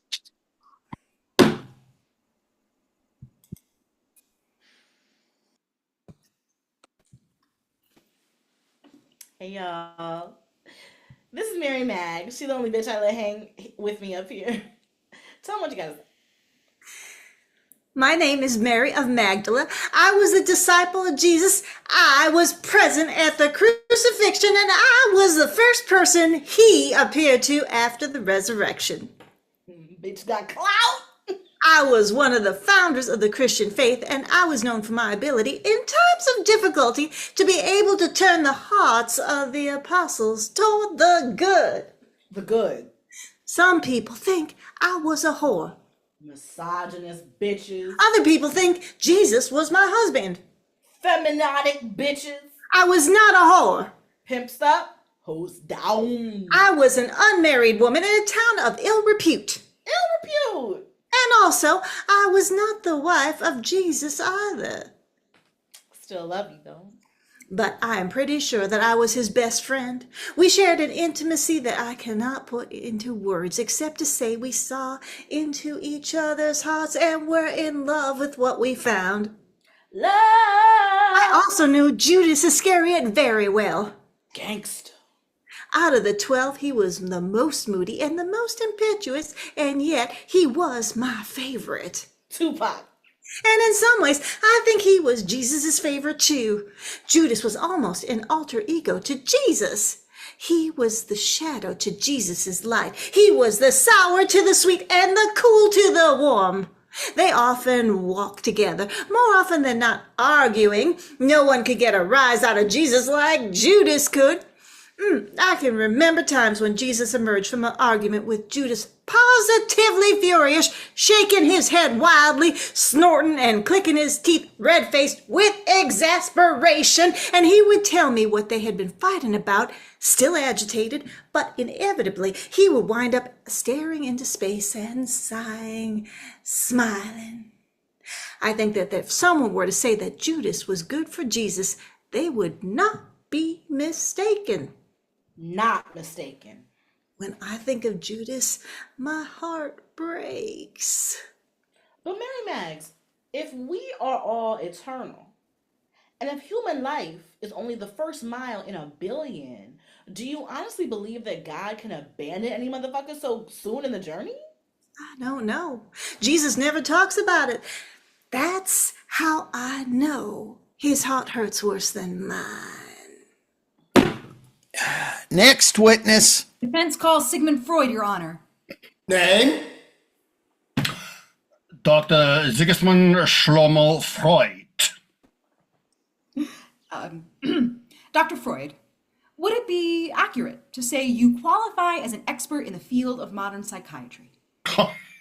Fräulein, I am modern psychiatry. Objection, Your Honor. The witness is boasting. Overruled. But a boaster, Your Eminence? It is distasteful, really. Sit down, Alpha Yumi. I lunge to obey. But let the record reflect that prosecution has grave reservations about this man's alleged so-called standing as a psychiatric expert. Perhaps a quick jaunt to London for a leisurely perusal of the standard edition of the complete psychological works of Sigmund Freud, volumes 1 through 24, would set your mind at ease. Perhaps it would if you were indeed. Oh, I see. Right. Yeah. Of course. Yes. Dr. Freud, you are in fact the founder of psychoanalysis, correct? I am. You maintained a private practice in neuropathology. I'm sorry, I'm going to mispronounce that, doctor, but I'm going to try my best. Neuropathology. Yeah, that. For nearly half a century. Is that not so? It is. You were on the cover of Time magazine in an issue dedicated to the greatest scientific minds of the 20th century. I was. Are you familiar with the case history of one Judas Iscariot? Oh, most certainly. Dr. Freud, in your expert opinion, can a suicide victim be pre-certified as psychotic? Oh, without question. Man's instinct for self-preservation is his most supple and reflexive muscle. When that muscle fails, it is because his mind has failed. A decision to take one's own life can only be precipitated by a failure of the mind. An irrational rebellion against man's most basic instinct to endure and live. Therefore, yes, the victim of suicide must be pre-certified as indeed psychotic. In your expert opinion, Dr. Freud, was Judas Iscariot a psychotic? Without question. And are psychotics responsible for their actions? No, they are not. For example, say I have a bad bout of influenza. As a result of my bad influenza, I sneeze rudely but involuntarily in your face. The next day, you wake up with the same flu. Did I cause the flu? No. My flu caused your flu. I only sneezed because I was sick. In your opinion, Dr. Freud, does Judas Iscariot belong in hell? No, he does not. Explain. Suicide is a direct sign of mental illness. But he did become mentally ill after allegedly betraying Jesus of Nazareth, or was he mentally ill to begin with? Pre-programmed, yes. Now, you must understand, normal people do not kill themselves even under extreme duress. And what would you say to people who would say that Judas brought about his own mental illness by betraying Jesus and getting him crucified? I would say this. Number one, you cannot conjure or bring about mental illness. Number two, any God who punishes the mentally ill is not worth worshipping. And number three, an ounce of prevention is worth a pound of cure. The person who could have prevented this tragedy was Jesus, not Judas, and he chose not to. But isn't Judas responsible because he did what he did of his own free will? Oh, no. I once had a suicidal patient leap through my fourth floor window to her death. She exercised her free will. Now, did I bill her estate for the broken plate glass window she leapt through? No, of course not. My friend Vincent Churchill, who provided me with a safe haven from the Nazis in 1938, likes to say, the price of greatness is responsibility. I believe firmly in taking responsibility. So, after the unfortunate woman's death, I exercised my responsibility for my greatness by moving my offices to the ground floor. I should think God would have done the same. Your witness? Dr. Freud. Yes. So sorry for the mix-up before. Yeah, excuse me. So, Herr Doctor, I must admit, I'm intimidated to be in the midst of such greatness. After all, you are a genius, correct? Correct. An expert? Yes. A big brain? Unequivocally. Yes. Unequivocally. Yes, nice word. And it rolls off your tongue so effortlessly. Really, I'm impressed. A little tired, are we, Doctor? Perhaps a kilo or two of a fine grade Bolivian flake would restore your pep. Excuse me? Cocaine, Doctor, blow, flake, rock. She don't lie, does she, Doc? What? Over a 12-year span, you consume cocaine, what can only be categorized as prodigiously massive quantities, correct? As part of my research, yeah. Research? Oh, yes. And after 12 years round-the-clock research, you finally came to the conclusion that ingesting staggering amounts of powder up your nose was, props, unhealthy. I was trying to determine its medicinal value. Oh. Ah, is that your real nose?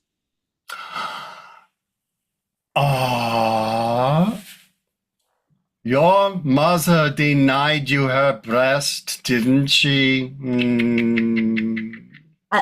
I'll thank you to let me ask the questions, Dr. Freud. Freud! Freud, sorry. Oh, yes, Freud, of course. Forgive me. I made a you slip, didn't I? Anyway, last question, Mr. Expert Genius. Dr. Freud, you were an avowed atheist all your life, correct? Correct. And then you died and found out what? I experienced anti-Semitism as a child, and it prejudiced me against all religion. Well, Einstein experienced prejudice. He did, but he wasn't wrong like you, was he? My cousin Wagui can count to 10 without drooling, but he wasn't wrong like you either, was he? Was he? Intelligence and faith are two different things. Okay. Are they, Dr. Freud? Because I would dare say that you can't have one without the other. But of course, I'm not a brilliant genius expert like you, am I? I had a wonderful, vibrant mind, and my intellectual curiosity was boundless. Oh, good day, doctor. Blow your nose. You are excused. Dr. Freud, do sane people commit suicide, yes or no? No. Though they can sometimes be tempted to murder. Go murder an 8-ball, egghead. That's enough. Next witness. Next witness. Irresistibly alluring majesty. Prosecution calls the legendary Hawaiian singer and popular entertainer Don Ho to the stand. Well, Don Ho's not dead. Oh, well, thank God for that. It's a brilliant man. Okay, in that case, prosecution calls Caiaphas, the elder high priest of the Sanhedrin, to the stand. Right. Ladies and gentlemen of the jury, at this time, I must excuse myself from these proceedings until such time as said witness has concluded testimony. Before his ascension into the lap of the Lord, Caius the elder and I were partners in a successful chain of kosher pizza parlors in the East Purgatory. For that reason, at this time, I must step down. Bailiff! Get your ass over there, put on those glasses, and adjudicate. Pronto! Proceed. Fabiana, paper open. Only if I can shove it through your eye. Fabiana, how can I prove my sincerity to you? Even though you are always here and I am always here, still, I think of you when you aren't here, even though you are always here. What? Next witness, please. Yes, yeah, I obey. Later we shall discuss, okay? Yes, Julius the bailiff, correct? Yes, may I call you that? May I call you Julius? All right. How about Jules? Would you like that? I guess. So, tell me, Jay, shall we commence? That'd be good. Wise, Jay. Prosecution calls Caiaphas the elder. Caiaphas the elder, come, yes. High priest of the Sanhedrin, hello to you. Hello. Shalom, as it were, right? Shalom. Caiaphas the elder, perhaps you can clear this up. Is there a Caiaphas the younger? No. And yet you are the elder? Yes. I see. Yes, thank you. My cousin Amgad Waba owes me $5. So Caiaphas, the elder, in the Bible, it says that Judas Iscariot made an approach to you.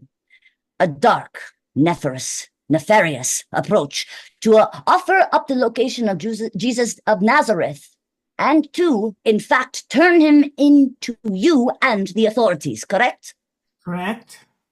Caiaphas the elder, are you saying that it was Judas Iscariot who approached you and not the other way around? Yes. Because, okay, I saw in the film once, Caiaphas the elder, where it was you who approached him. It was Judas Iscariot who approached me at the temple, not the other way around. Yes. But still, even though your statement is indeed confirmed by all four Gospels, Caiaphas the elder, I must ask you again. Did you approach Judas Iscariot about betraying his leader and Messiah, Jesus of Nazareth? No, I did not. Why not? Jesus was a big-headed to you, no? You were legitimately concerned of that hijinks of Jesus would lead to an uprising, resulting a crushing Roman massacre of your Jewish people in retribution, weren't you? I was. So, why not reach out and touch someone, Caiaphas the elder? Are you asking me why I didn't try to approach one of the apostles initially? Yes. Didn't think it would work. Why not? There's an old rabbinical saying, let them kill you, but do not cross the line. During my 18-year reign as the head of the Sanhedrin and guardian of the temple, I dealt with countless messiahs, zealots, rebels, and fanatical believers. My experience in these matters taught me they get killed, yes, but as a rule, they do not cross the line. Cross the line. Yes. This means what? To betray your ideals, your conscience, the law. Judas crossed that line, didn't he? He did. He betrayed the ideal in betraying Jesus, the rabbinical ideal. He crossed the line. Yes. Do you admire that? No, I do not. But why not? We all cross the line sometimes, don't we? We are all capable of crossing the line. Thankfully, we do not all do. But really, Caiaphas the elder, what's the big deal? You cross the line, so what? Just draw yourself another line, correct? No, not correct. Why not? The line comes from God, doesn't it? The line is given. We do not create it, and thus it is not ours to modify. It is only ours to obey or betray. I see. Caiaphas the elder, when Pontius Pilate first arrived in Judea, he visited you at the temple, didn't he? He did. And as a show of his force and might, Pontius Pilate attempted to place symbols of Rome in the temple, which was, to your people, a great desecration of your holy place of worship, correct? Correct. It would have constituted a worshipping of false idols, correct? Yes. Caiaphas the elder. When you saw Pontius Pilate attempting this, what did you do? I told him that he must remove the pagan symbols. And what did Pilate say to this? I believe the gist of his reply was, what are you gonna do about it, Kylie? And what did you do? I knelt before him. Begged for mercy? No. Groveled for forgiveness? No. I removed my headdress, bared my throat to him, and bid him to slit it. In other words, Caiaphas the elder, you let him kill you, but you did not cross the line. I guess so, yes. You did not cross the line. No, I did not. Judas crossed it, though, didn't he? He did. Interesting. And by the way, what was the result of your standoff with Pilate regarding the sanctity of the temple? Pilate backed off. He didn't put up the pagan symbols again, did he? Nope. You held the line. Yes. Your integrity castrated him, didn't it? His little Roman balls were rolling down the temple hill like withered purple grapes, yes. I have no response to that. As well, you shouldn't. Now then, last question. Caiaphas the Elder, it has been said that in Western culture, the most prized virtue is honesty. But in Eastern culture, which would include Judea at the time, in Eastern culture, the most prized virtue was and is loyalty. Caiaphas the Elder, do you agree with said hypothesis? Counselor, there are 613 sacred laws in our Torah. Complying with these laws requires honesty and loyalty. But the most important requirement of the law is obedience to it. That is what is most prized. Yes. Fair enough. But in your opinion, was Judas Iscariot loyal? Obviously not. Was he honest? No. Caiaphas the Elder, was Judas Iscariot obedient? To his own will and desires, yes. I believe that he was. And to serve that will and those desires, Judas crossed the line, didn't he? He served a necessary purpose, but as a fellow Jew, I confess he disgusted me. Matthias the Elder, I thank you. And may I add, you are much more handsome in person than when they portrayed you on that silver screen. Good look. High Priest of the Sanhedrin. That was a pretty powerful and prestigious position in Judea, correct? Correct.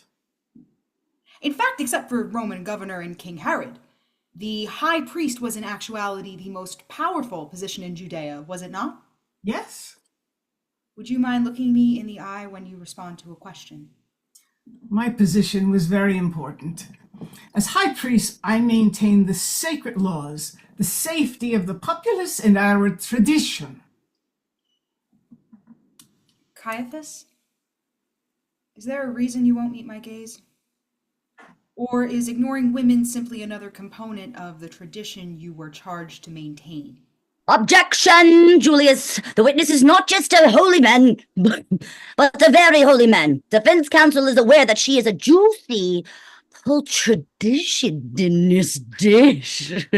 And yet, the witness is being berated for merely avoiding the salacious temptations of her intoxicatingly firm and feverish, fervently aromatic flesh. I move to censure, really. I withdraw the question. Sexy vixen, you are warned. Hey! Oh, Julius, yes, forgive me. She makes my organs bounce. Yes, so sorry. Yes, I'm gonna sit.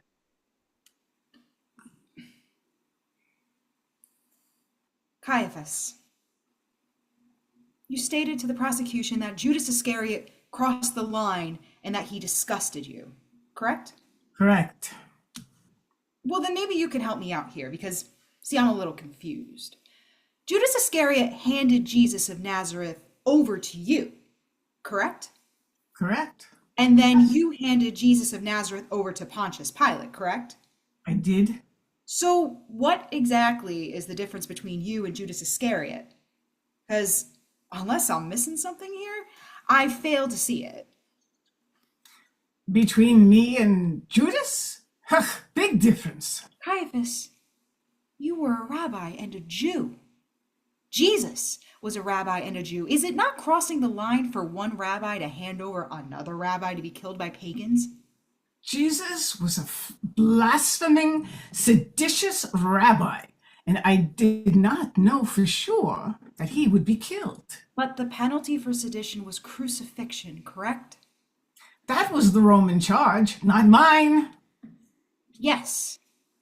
Your charge was blasphemy. And what is the penalty for blasphemy, Caiaphas? Your Honor, I will not sit here and be blamed for the death of Christ yet again. No one's blaming you for the death of Christ, Caiaphas. I'm simply asking you a question which I am directing to you to answer before this court. You charged Jesus with blasphemy. What was the penalty for blasphemy, Caiaphas? Stoning, followed by hanging. So then how can you sit there and pretend you didn't know for sure that Jesus of Nazareth would be killed? Jesus could have easily saved himself. Saved himself how? By retracting his blasphemous claims. Our Torah has 613 sacred laws. I can't even count how many Jesus broke or treated with wanton disregard and disdain. He broke the laws that came from the God of Abraham, Isaac, and Jacob. He violated the word of God. He violated the laws of Moses. He consorted with the unclean and women and prostitutes. He performed miracles on the Sabbath. He proclaimed him Messiah. He forgave sin. Who was he to forgive sin? Only God can do that. If that's not crossing the line, then I don't know what is. Jesus was fulfilling your Old Testament prophecies of Isaiah to the letter. He was also fulfilling the prophecies in Deuteronomy, which warned against false messiahs and marvel workers. It would have been one thing had he confined himself to the forests and rivers, spouting his ravings as the Baptists did, but at the great temple, I would have been derelict to not put a stop to it. He was whipping people, kicking them, threatening to destroy the temple, calling it a den of thieves. If someone did that in your St. Patrick's Cathedral, would you not arrest them? And yet Judas Iscariot, who came forward in the face of this great threat, is, in your eyes, not a patriot, but a traitor. A traitor who, in your words, disgusted you. Why is that, Caiaphas? Because he handed Jesus over for money. And why did you hand Jesus over, Caiaphas? The words and deeds of Jesus were leading towards rebellion. And the price of rebellion under Roman rule was a bloodbath, a massacre, counselor. So I determined that it were better to have one man dead than 1,000. And that's why. I see. So you were looking out for the common Jewish man, is that correct? I was. Were you a common Jewish man, Caiaphas? In the eyes of God, we are all the same. But how about in the eyes of the common Jewish man? You were seen as an aristocrat, weren't you? I come from wealth. Would you say that you were popular with the common Jewish man? My job was a sacred one, not a popularity contest. The high temple taxes that you inflicted on your people, would you say that made you more popular with the common Jewish man or less popular? The exchange rates at the temple were also extremely unfavorable to the common Jewish man, and the purification pools outside the temple, where the common Jewish man was required by law to be cleansed before being permitted to enter the temple. The purification pools were not free either, were they? Cunningham! No, I'll answer. The laws were the laws, and the rates were the rates. And did you have a sliding scale for the poor? No. So the poor, who constituted a large percentage of the common Jewish man at the time, remained impure and unclean and were denied the right of worship. You've made your point. Oh, no, I don't think I have, Caiaphas. Your position did not require you to be popular with the common Jewish man, did it? My position required me to answer to God. Did God appoint you high priest of the Sanhedrin? It was God's blessing. It was with Rome's blessing, Caiaphas. You were appointed by Rome, and at the end of the day, for the 18 years you served, that's who you had to answer to, and that's who you were required to be popular with. And the day you showed Rome that you couldn't handle your own people was the day you'd been thrown out on your ass. Isn't that true? I belong to God, not Rome. My job was to uphold the 613 sacred laws and to protect my temple and my people, and that's what I did. And was not Jesus of Nazareth one of your people, Caiaphas? Whether he was a Messiah or a prophet or a holy man or a crazy man, was he not one of your own? And was it not considered the height of treachery to betray Jewish blood to your oppressors? Come on, Caiaphas! Tell us that it did not prick your conscience to turn Jesus, a fellow Jew, over to the Romans. Tell us that handing over a fellow rabbi to his certain death at the hands of the enemy didn't violate your sense of crossing the line and your knowledge of the law. Tell us, Caiaphas, that at the end of the day, there was a difference between the eyes of God, between what you did and what Judas did. This is purgatory, Caiaphas. I've got all day. In terms of result, no difference. How about in terms of follow through? Judas recanted and tried to return the silver, did he not? He did. And did you, Caiaphas, do anything at all to prevent Jesus' death? No. And therein lies the real difference between you and Judas Iscariot, does it not? And yet you sit here and say how Judas crossed the line and that he disgusted you. And if that's true, Caiaphas, then I wonder how you must have felt about yourself. That's between me and God. Well, then, for your sake, Caiaphas, I sure hope that your God has a more forward-thinking attitude than Judas's God does. Step down. You're excused. Caiaphas the elder. Judas approached you, correct? Yes. He didn't have to approach you, Caiaphas the elder, did he? No. And yet he did. Yes. Ah, of his own free will? Yes. And accepted payment for his betrayal? Yes. Payment. Judas did not say, Caiaphas the elder, put your money away, mister. This one's on the arm, right? Right. Caiaphas the elder. I think we all realize the precarious position you were trying to protect your citizens from Roman reprisal. And it makes you feel good to say that, doesn't it? After 2,000 years of persecution and vilification, you finally get around to saying, hey, we know it wasn't you and your people's fault. Is that it? Good, Caiaphas the elder. Caiaphas like that. I was only trying to... Oh, in your case, right? I tell you what. You people call me, I come. You question, I answer. But please, never say that you realize the position I was in, because you have no idea the position I was in, and never try to excuse or forgive me, because I'm not interested in your forgiveness. God's forgiveness, that interests me. Yours? I could care less. Why? Because you have no idea. The people who need forgiving, the people who perpetuated the lies and the exaggerations that became sacrosanct fact and led to hatred and violence for the past 2,000 years. They are the ones who need forgiving, and not by you, but by me and my people. It's the writers of the gospel who need forgiveness, not me. No, sir. I know what it is to suffer. Do you? I don't think so. Julius? My best to Frank. You are very handsome, Caiaphas.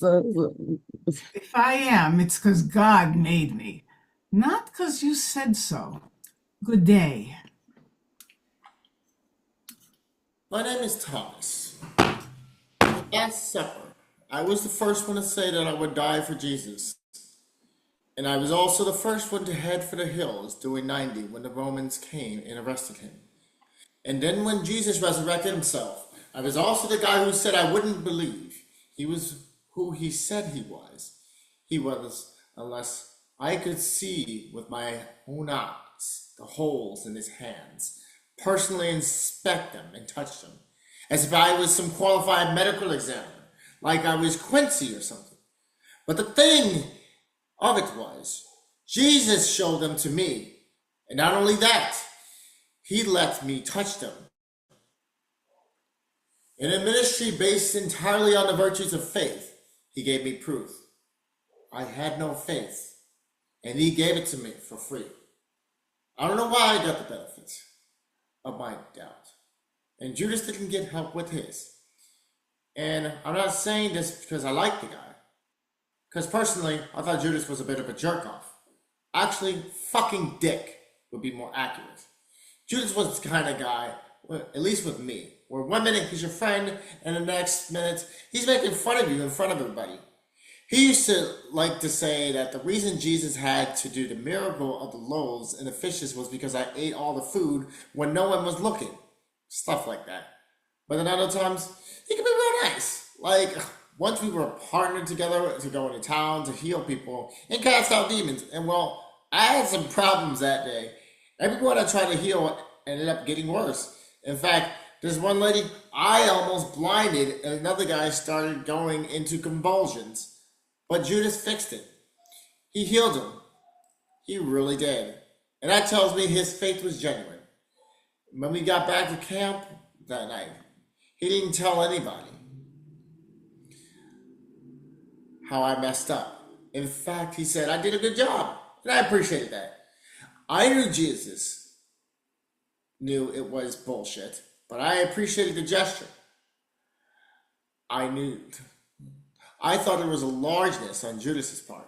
And the thing is, Judas was kind of a dick, but he wasn't shallow or petty. He really was pretty large. He wasn't the best, but he's far from the worst. Jesus liked him. Liked him a lot, in fact. Judas was right up there in the top 3 with Mary Magdalene and Peter, who, by the way, could also be a dick sometimes too. The trick with Peter was, never talk about fish. The guy was crazy for some fish. Say something wrong about a fish and forget about it. The guy would go crazy. Anyways, some people say Judas did what he did because he was greedy. Personally, I think that's bullshit. That guy wasn't wandering around the desert for 3 years with Jesus and a bunch of ragamuffins like us because he was looking to get rich. Other people say that the devil got into him. Again, bullshit. Judas was loyal to a fault. Obsessively loyal, even. Judas would have taken on the devil and his entire army 1 against 1,000 if he had to. And he would have done it with relish. Other people say Judas did it because he knew the ship was sinking. And he was trying to get himself a nut to have something to fall back on. Listen, Judas was not a fall back guy. He was 100% fall forward. And to me, that deserves some consideration. I was not fall forward. Not by a long shot. And neither were most of the others. Judas was a dick. But he deserved better. Just one saint's opinion. Next witness. Your Honor, at this time, defense would like to introduce Exhibit A14, ancient surveillance footage of an event that occurred less than 24 hours after Jesus' arrest. Lights, please. Pilot gonna kick your ass. Yo, Pilot see that ass, he gonna kick it 2 times. No, when Pilate see this motherfucker's ass, he gonna be like, Centurion, it's time to whoop ass. He gonna rape your wives. Yo, he gonna take your cattle. You gonna kick your cattle's ass too? And your sheep. And your lambs. Pilot gonna cancel your grandmother's WIC check B. What's all this damn ruckus about? All hail Pontius Pilate! Hell! Is there a problem here? Judas out here trying to recant. Hold up a minute, who? Judas Iscariot from the Jesus of Nazareth crew. This stinky motherfucker right here! Jesus is an innocent man. Please, please. Should we start whooping ass now? He's innocent. Please, please. Jesus is innocent. Come on now, Judas. Them Sam Husaids, hold up a sec. Yo, Kurt, what they call themselves? Sanhedrin, sir! You right. Judas, them Sandhead sons paid you 30 pieces of silver. Now that's 4 months' wages. That ain't no chicken feed. I made a mistake. Please. Please, you don't understand, man. I understand perfectly. You sold out your brother. Now you feel guilty, so you trying to come in here talking about, it was dog. I kissed the wrong motherfucker. But we Romans, man. Romans don't dance that song. I'm recanting. You can't! Recant! Hey, fellas. Remember the last Semite strolled up in here talking about, I recant! Believe me, J. Crew, you don't want to do that. What you need to do is relax, brother. Take the wifey to a puppet show. Something. This ain't nothing but a little PR opportunity before the holidays, that's all. But he's innocent. Please. Please. Hey now, listen, Judas. We don't give no good goddamn about this Jesus. He just a motherfucker talks a lot of shit. Everybody talks a lot of shit. Even I've been known to talk a little shit on, every once in a while. Thing is, we ain't trying to lay down no heavy charge on that Nazareth boy. We just gonna beat down his ass a little. Make them Sanhan, Jackal, it's whatever, happy. So's we can all live in peace. I mean, don't you want to live in peace, Judas? Ain't that what it's all about? Yeah. Okay then. I mean, after all, brother, ain't like we looking to crucify the motherfucker.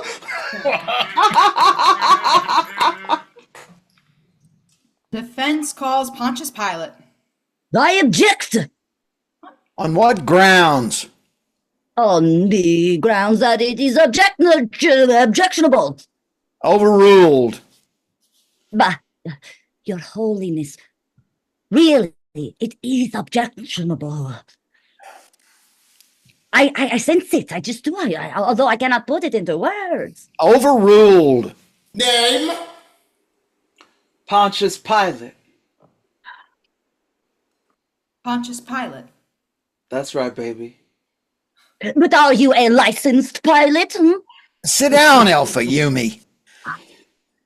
Pontius Pilate. Judas Iscariot came down to your tent to recant his testimony, correct? On the advice of counsel, I cite my right to plead the Fifth Amendment.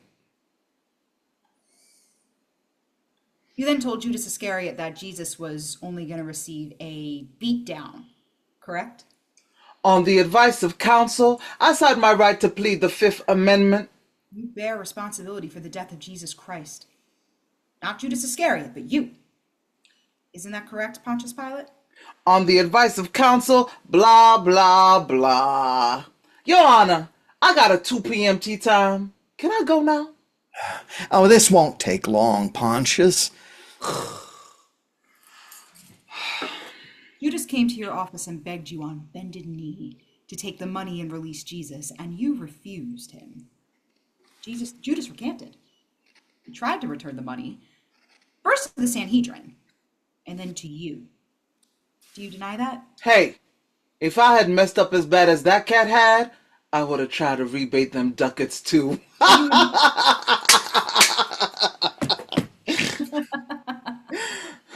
So you admit that Judas did try? No, I do not admit that he tried. Did you hear me admit that?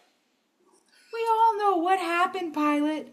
We just saw the tape. Ain't nothing on that so-called tape implicates me of anything but trying to find a peacefully non-lethal solution to a potentially incendiary problem. Right. Mr. Pilate, you are the 5th prefect of Judea, correct? Correct.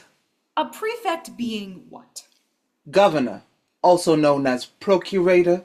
My official title was hegemon. Hegemon?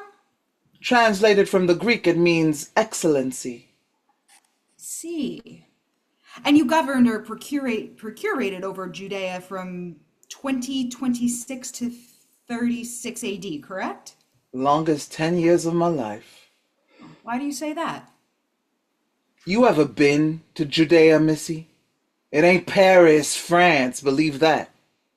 I see. Yeah, that Moses must have read the map backwards, misplaced his bifocal something, cause if that was the promised land shit, them Jews should have held out for a better promise. You didn't care for Judea much. Care for it? Armpit of the empire, if you ask me. No atmosphere, nothing. Hot, dirty, dusty, flies everywhere, complete lack of culture and amusements. I'd have rather spend 10 years up inside the crack of my ass. But Augustus ordered me to keep the peace there, so I obeyed my emperor and did my duty. And kept the peace. The Pax Romana, baby. The prime directive, that's right. And under your law and rule, how was the peace kept in Judea, Mr. Pilate? By any means necessary. Violently? Violently or otherwise, they was free to have it any ways they wanted. According to the Filio of Alexandria, who wrote about you in 41 CE, your tenure as governor of Rome was known for its constantly repeated executions without trial, wanton injustices, graft, and ceaseless cares and grievous cruelty. Care to comment? No, I do not. During your reign of procurator in Jerusalem, how many deaths did you order? A lot. Don't apologize for it either. Them Jews was rowdy. Rowdy. That's right. Rowdy. As in, not docile. As in, a motherfucker had to put his foot down. You put it down, did you? Damn, Skippy, I did. Orders from Rome. What's a brother to do? During your tenure in Judea, how many crucifixions would you say you ordered? A lot less than my predecessor. That's for damn sure. That motherfucker would crucify a Semite for yelling, "Fire!" at a barbecue. Man would go buck wild from jump. Me? I reduced crucifixions in Palestine by 70%. And now that's documented. Well, that's lovely, Mr. Pilate, but I'll direct you now to answer the question posed to you. Which was what? How many crucifixions did you preside over during your time in Jerusalem?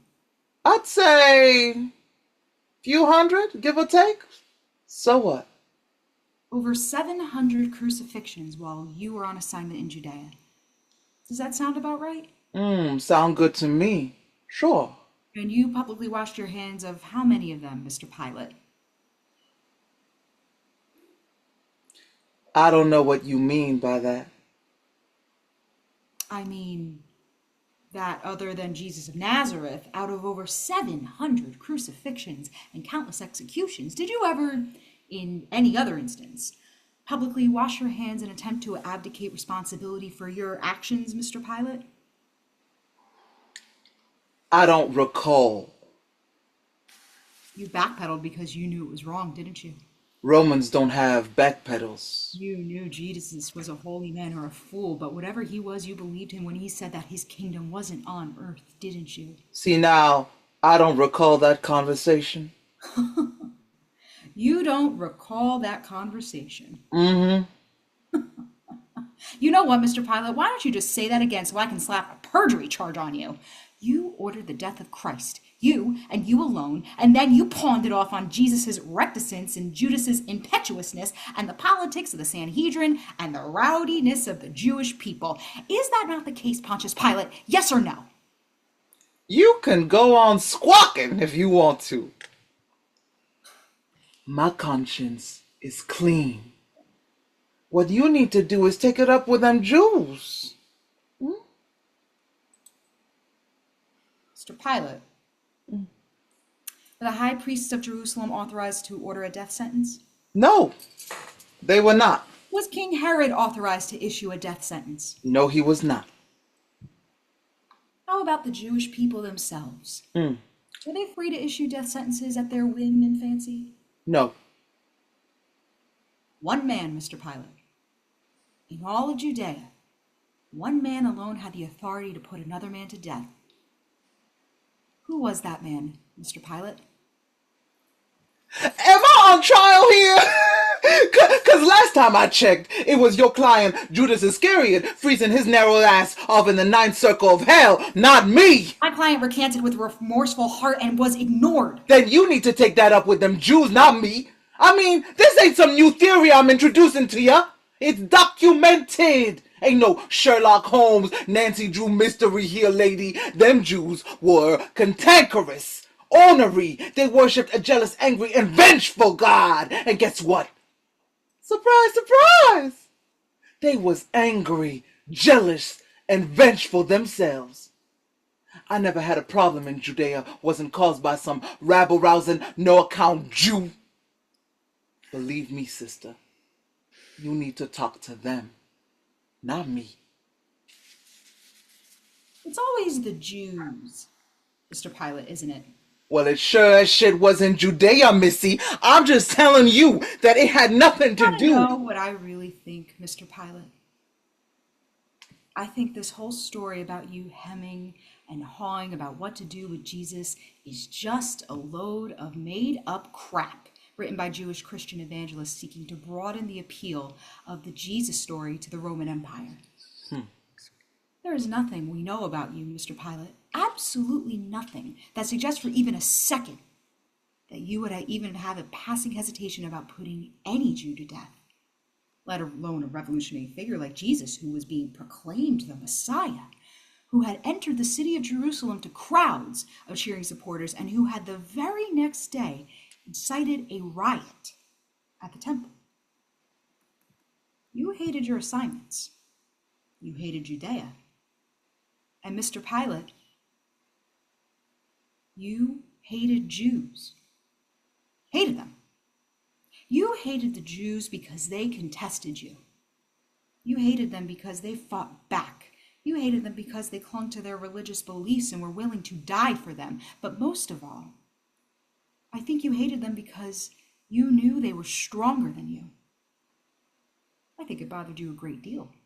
I think, Mr. Pilate, that it made you resentful and vengeful and furious. I think it made you feel small and inadequate. I think it gave you skin irritations and nervous tics. I think it kept you up nights and made you count the days until you could return to your safe bourgeois comfort of Rome. That's what I think. I think you're hiding behind historical inaccuracies and outright lies, Mr. Pilate. I think you're a liar and a fraud. I think that when Jesus was put before you, you did not see a God or a prophet. You did not see a lunatic or an innocent. You didn't even see a human being. I think, Mr. Pilate, that what you saw before you that morning was just one more Jew, and you didn't hesitate. Why would you? You didn't wash your hands, Pontius Pilate. History did it for you. Isn't that true? I think I've had enough here. If you were a man, Pilate, you'd own up to the truth. The truth? Yeah. Whose truth you talking about, Red? The truth is, I was made a saint in the Ethiopian church. The truth is, I was named a martyr for the Christian church in 348 AD. That's the damn truth. A Christian martyr? Did I stutter, girly? Well, I guess that's what they mean about history being a lie agreed to. A lie? What you know about what's a lie and what's the truth? What you know about my history? All you got to go on is some book written 4 different ways by 4 different Jews wasn't even there in the first place. And what you know about my life after Palestine? What you know about what I might have did or didn't do when I got back home to the motherland? That's right. You don't know jack, do you? They didn't write down that part of the story, did they? Shit! I'ma tell you something. You and your presumptuous nature reminds me more and more of my ex-wife, Rhonda, every minute. And believe me, that ain't no compliment. Yes, I met that Jesus boy. Seemed like a fine fella. He dressed like a hobo and smelled like a goat, but give the boy a shave and a shower, and he would have been basically all right. And I'll tell you something else. Unlike Judas, that Nazarene boy had character. Oh, he didn't come up on me begging and groveling, crying like a bitch. He faced me like a man, like a Roman, almost. And that impressed me. I was willing to just have him be clubbed in his head for a couple of hours, redirect his youthful energies. But them Jews, they wasn't having none of that. You can say what you want, think what you want, but them Jews was fixing to pitch a fit until that boy was served up for lunch like chicken in the skillet. And they had the numbers on us that weekend. 200,000 strong, converging on the city for their high holidays and ready to rumble at the drop. I did what I had to preserve the damn peace. Why? Because that was my damn job. I did my job. I did my damn job. And now you want to call me a liar? Question my veracity and my character. I am a Roman, lady. 100%, 24/7, we never close. Underneath my ball sack is stamped Veritas. And that means truth. And that means my honor is defined by my integrity, and my integrity is defined by my truth. And I defy you here now to produce one shred of evidence to support your wild and defamatory claims. Shit! You better check the resume 2 times before you start trying to sweep your dirt under a Roman's rug. I am clean like Dove and ready for love, missy. I live in heaven. Where you live at, girlfriend? Shit.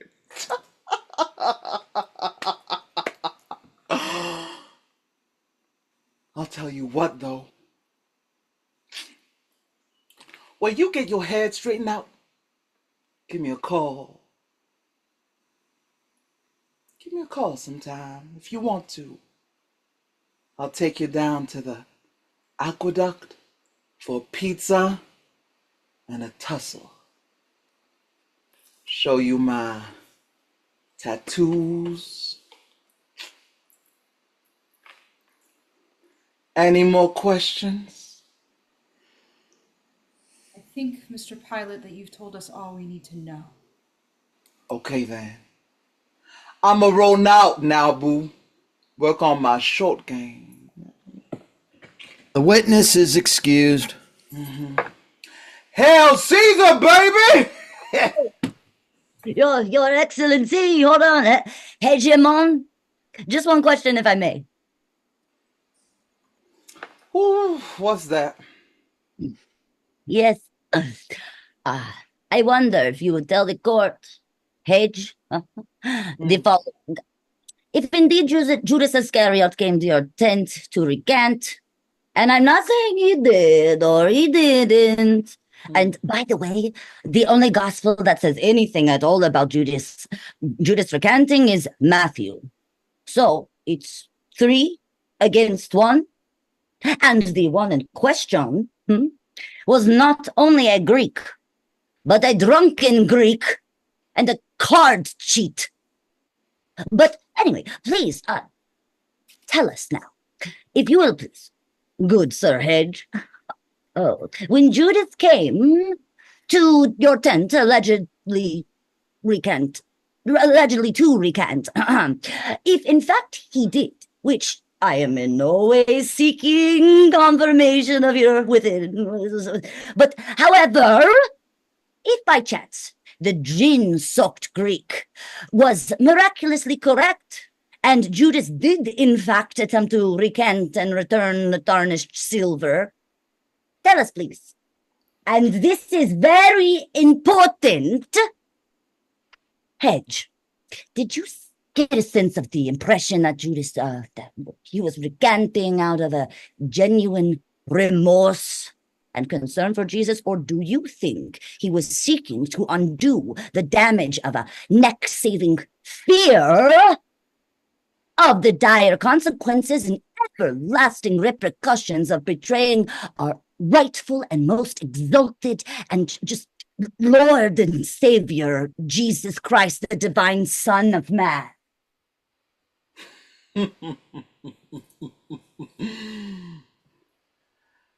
I am a man, and defense counsel may dispute this, who happens to know something about remorse, personal and otherwise. In my day, I stared into the eyes of perhaps 10,000 accused men and sat in judgment of them. I spared a few and executed plenty. I sent people to face the whip, the cell, the gallows, and the cross. And I sent a few home as well. Remorse is rare, but when you see it, it is unmistakable. Judas Iscariot had no remorse. His fear left no room for it. His fear was 100% ego-driven and self-serving, 100% panic, 0% remorse. If you believe nothing else, believe that. Hedge. Thank you. Thank you indeed. Next witness. Your Honor, defense reconjures Satan to the stand. Lou, you can come in now. Bailiff, go fetch him. Go fetch Satan. Alone? Go! Have a seat, Lou. I want to file a formal fucking complaint, Frank. Oh, this ain't about the turkey roll in the cafeteria again now, is it, Lou? No, Frank, this is not about the turkey roll in the cafeteria. What this is about, Frank, is I recognize a couple of your court officers at the vending machines, okay? Ask me how I recognize them, Frank. But Lou... Don't you fucking Lou me, you little fag! God's been fucking stealing souls again, hasn't he? Alpha Humi, escort the jury out. Yes, yes. Right this way, please. You're there, Hedge. And you, Honeywell, you're on my fucking list, Hayseed. So don't expect any last-minute reprieves. Shorts and tank tops. Stretch. Pack light. This is unacceptable behavior, Lou. Don't tell me what's unacceptable. Those two court officers were mine, Frank. Their souls in hell, safe and secure. What, I don't got enough to contend with? Now I gotta deal with God, cruising the barnyards of hell, poaching condemned poultry like some kind of silver fox-tailed thief in the fucking night? This is bullshit, Frank, and you know it. And I'm not leaving here this time without my satisfaction. So you better do something about it right fucking now. Do something like what? Number one, I'm not testifying at any more of these circle jerks no more. I'm not some kind of wind-up doll to be summoned and dismissed like a fucking toy. Number two, I want 2 souls before I leave today. So take a memo and pass it on upstairs. I'll take you and whoever. Me? Yeah, you. I should have claimed you off the dung heap after Lee's surrender. And I want some Darvon and a tall bourbon neat. What the fuck are you looking at? I'm ready to start my questioning. Why, you got someplace you got a bead dish rag? No, but when you're done crying, just let me know. Oh, I'm sorry. Maybe you can clear this up for me. But today is fuck with someone who can rip your heart out through your miserable dried up cunt day? Is that what day it is? Because unless I'm mistaken, I'm pretty sure that today is not that day. Oh no, today is the day that you'll be answering my questions. When you're through behaving like a petulant child, that is. Cunningham! I am directing you to hit the off switch on them flapping gums of yours until further notice. And you, Lou, with all due respect to your stature and station, could you cut me a break here, please? Frank, I've always been good to you. And I to you. Is that not so? Now listen, your complaint is duly noted, and I will be kicking upstairs at the conclusion of today's testimony, okay? Now, I need to call the damn jury back in here. And what I need to know from the both of yous is that when I move to do so, that you will conduct yourselves with a deportment and adjustment to the solemnity of these proceedings. Now, can I have your words on that? I'm ready to proceed, Your Honor. With civility? If I'm met with civility. You know what, Cunningham? All those excuses you've got wedged between that dubious cleavage of yours, your mother, the bulimia, the herpes, the booze, the abortions, the rape, the bipolar pharmaceutical adventures, the twin suicide attempts, and the abject failures at every relationship you ever attempted. All those things do nothing to band-aid the simple fact that there comes a time when the world stops rewarding potential. And when that time came for you, you threw yourself the biggest pity party and dedicated the rest of your short, pathetic, inconsequential life to finding fault everywhere fucking else, but in the return gaze of your own cosmetically altered reflection, okay? Okay? Satan, please. You're perhaps out of bounds here. Oh, Fayumi, on a good day, your cock measures 3.5 inches erect and it goes off on a hair trigger if you so much as sneeze. Worse than that, you're a flatterer and your love of God is utterly false, as is your hair color. And the sole reason you're so hot for this nasty train wreck over here is because you're addicted to tragedy and punishment. Not because you think you're a piece of shit, but because, El Fayumi, the truth is your self-diagnosis is correct. You're a bag of hot air and a weakling, and you will never, ever be loved. You'll never be loved either, Cunningham, and that's because you're incapable of giving it. But you already knew that about yourself, didn't you? You can bring in the jury now, Frank. Never let it be said that the Prince of Tyre stood in the way of truth. No more outbursts.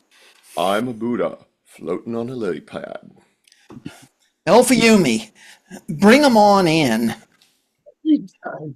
Yes, sir. Yes, sir. Yes, please, come. Take your seats, please. Do not tarry. Counselor, you may begin.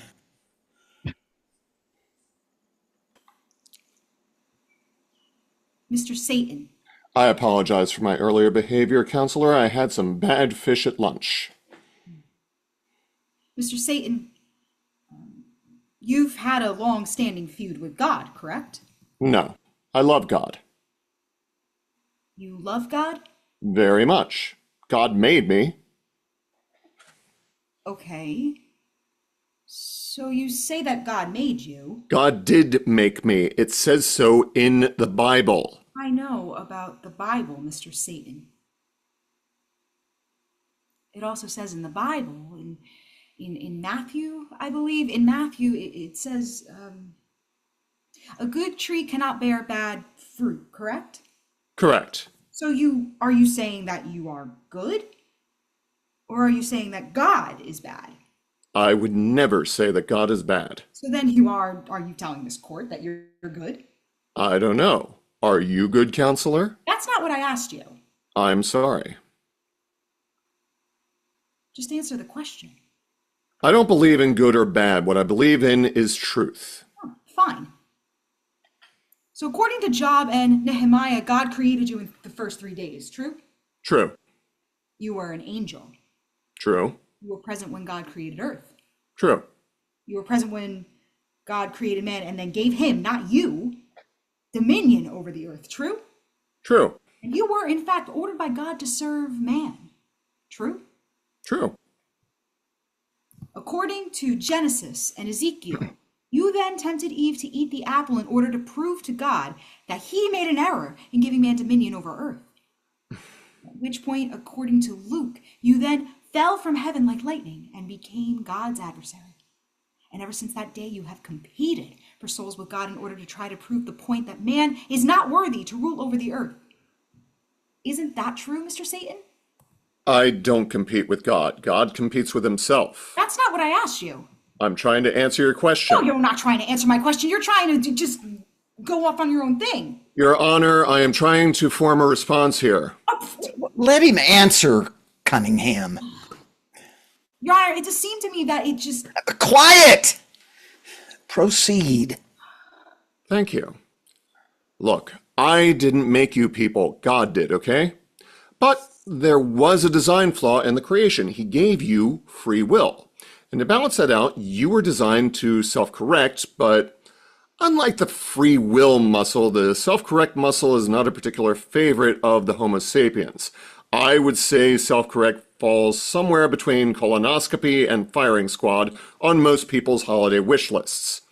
At any rate, the truth is, I don't have to actively compete for human souls. I don't have to lull or flatter or tempt or deceive, because with God at the helm and you people running around wreaking havoc, I'll be honest, I spend most of my time watching 1 hour on the sofa, watching 1 hour dramas on HBO. And what? God getting tossed out of heaven? Getting tossed out of heaven didn't bother you at all? There's a concept, Cunningham. It's called playing the cards you are dealt. One can either accept that concept, or one can slowly lose one's mind, heart, and soul. I'd like to be more helpful to you here, but that's really all it comes down to. Is that so? I'm just a fallen angel trying to keep his dick hard in a monotheistic society. Anything else you want to ask? Your Honor, this witness is clearly lying. I move his entire testimony be struck from the record. I'll not allow that. Sorry. You conjured him.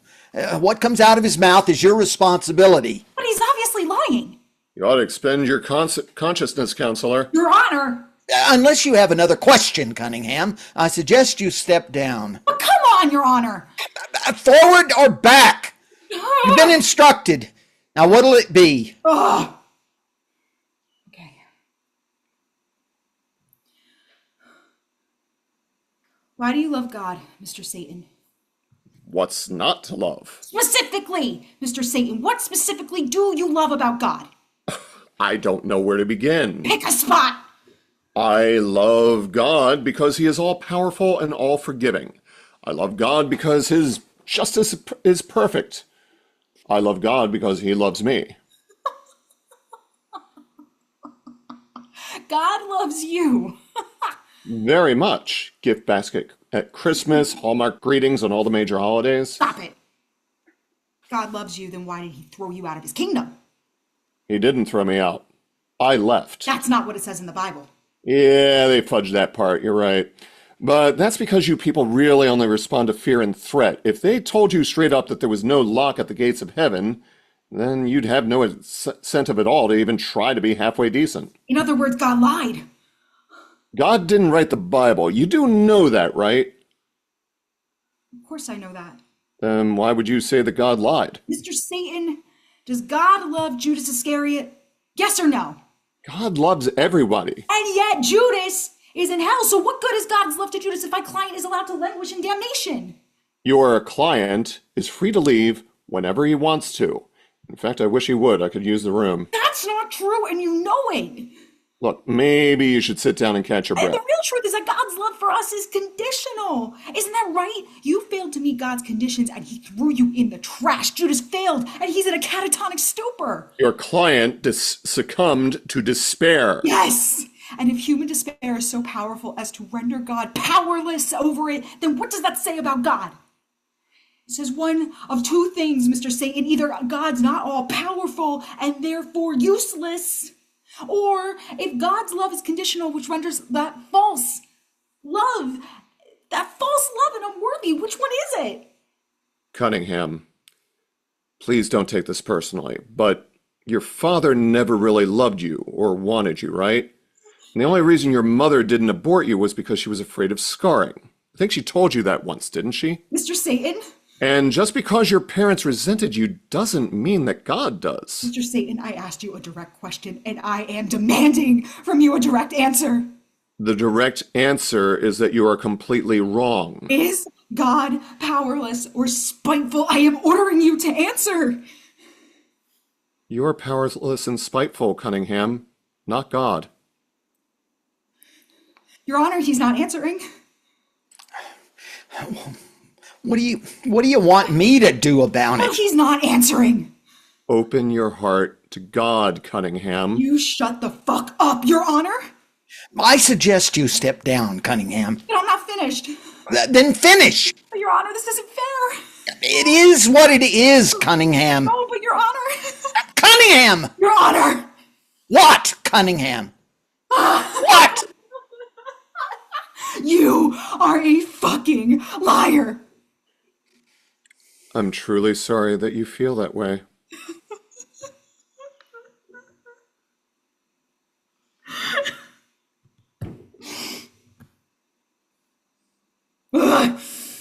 Nothing further. Alpha-Yumi, cross.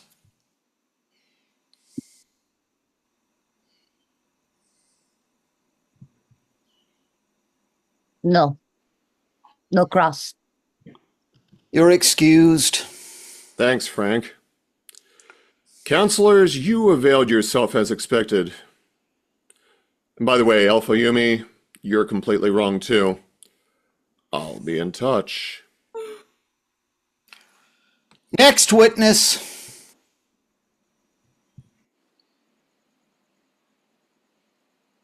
Right now, I'm in Fallujah. I'm in Darfur. I'm on 63rd and Park having dinner with Ellen Barkin and Ron Perelman. Right now, I am on Lafayette and Astor, waiting to hit you up for change so I can get high. I'm taking a walk through the Rose Garden with George Bush. I'm helping Donald Rumsfeld get a good night's sleep. I was in that cave with Osama and on that plane with Mohammed Atta. And what I want you to know is that your work has barely begun. And what I want you to trust is the efficacy of divine love if practiced consciously. And what I need you to believe is that if you hate who I love, that you do not know me at all. And make no mistake, who I love is every last one. I am every last one. People ask of me, where are you? Where are you?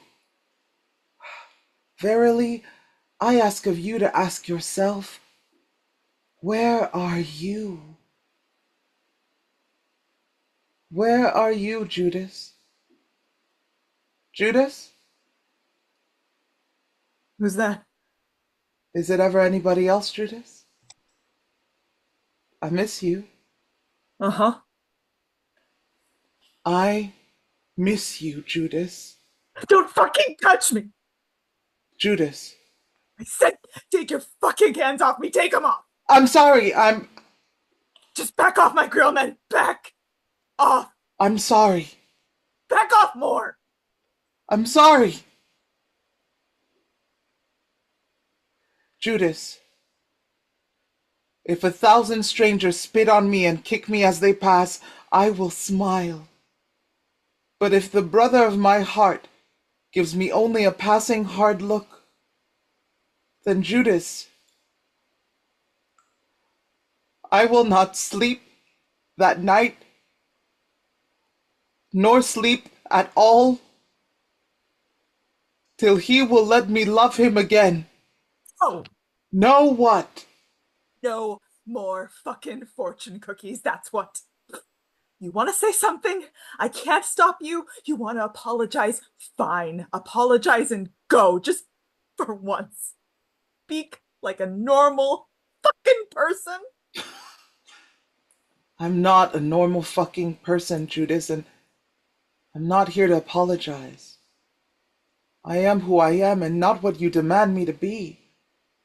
I'm always going to be who I am and what I am, and when have you ever heard me deliver my message any differently, Judas? When? Just go away. I won't go away. Well, that'd be a first. I have never gone away, Judas. Look at me. I love you, Judas. And all I want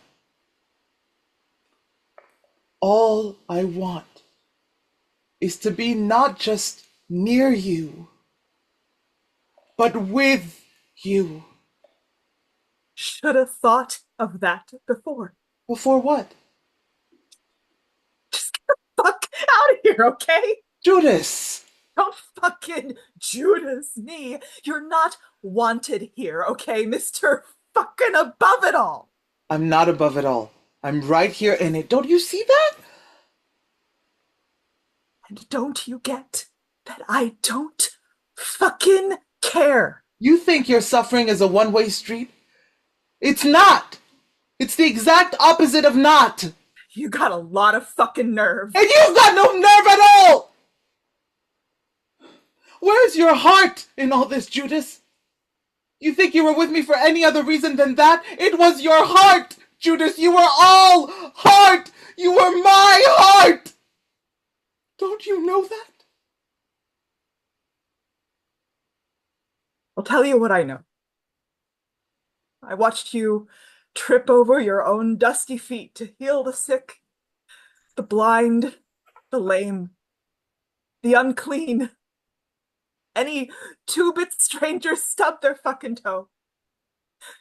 When some lowly, distant relative, too cheap to buy enough wine for his own fucking wedding, suddenly runs out of booze.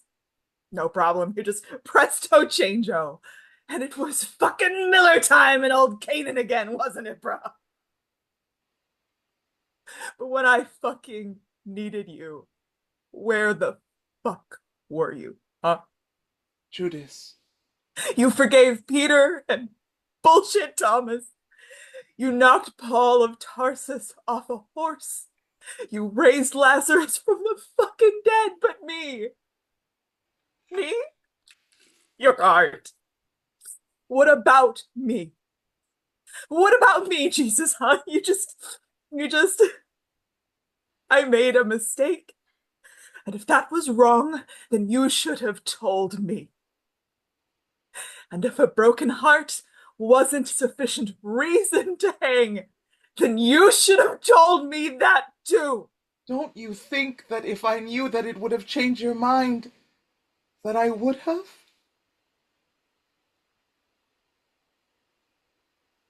All I know is that you broke me unfixable. Then that I'm here. And you want to know when you delivered your message differently? At the temple, Jesus, that's when. You were beautiful there. And you left there 3 inches taller. And we all saw it. I loved you. That's all I did. And that's the truth. And now I'm here. Judas, what if I were to tell you that you are not here? That you are with me in my kingdom even now, and that you have been there since the morning of my ascension, and that you have never left. That's what I think about you.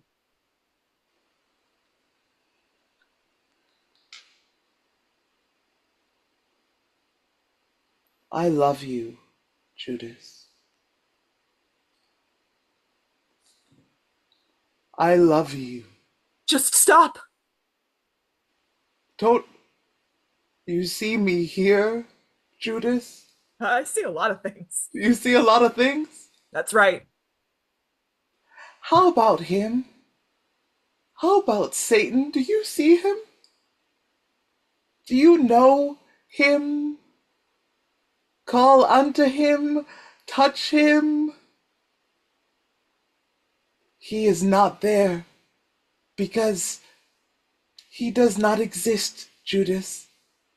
Rather, they must conjure him, and still he is but a vapor blown away by a hummingbird's breath. He is false. He is a lie. He's not real. Touch him. Go ahead. I don't want to touch him. Stand up, Judas. You know I can't do that. No, what I know is that you can. Get the fuck over yourself. Will you feed my lambs, Judas? Will you take care of my little sheep? Will you feed my lambs? Feed your lambs. You know exactly what I'm asking you. Go away. If you don't love me, Judas, then you're gonna have to look me in my eyes and say it. I don't love you. If you don't love me, then why are you here? Oh, Judas! Judas, don't you know what would happen the very instant you got down on your knees? oh, why on my knees? They should have buried me standing up because I've been on my knees my whole life. You left me. I'm right here. I would have never believed that you could have left me. I never left you. That you didn't love me. I do love you. Why? Why didn't you make me good enough so that you could have loved me? Please take my hands, Judas, please. Where are they? Right here. I can't see them. They're right here. Where are you going? I'm right here. Don't leave me. I'm here. I can't hurt. I love you, Judas. I can't. Please stay. I can't hurt. Please love me, Judas. I can't.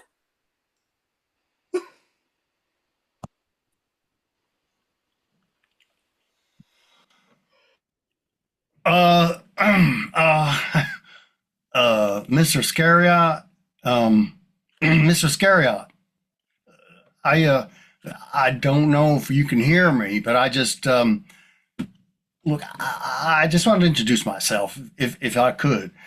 I'm Butch Honeywell, and I was the foreman of the jury at your trial over there, and well, we found you guilty, Mr. Iscariot, and I'm real sorry about that.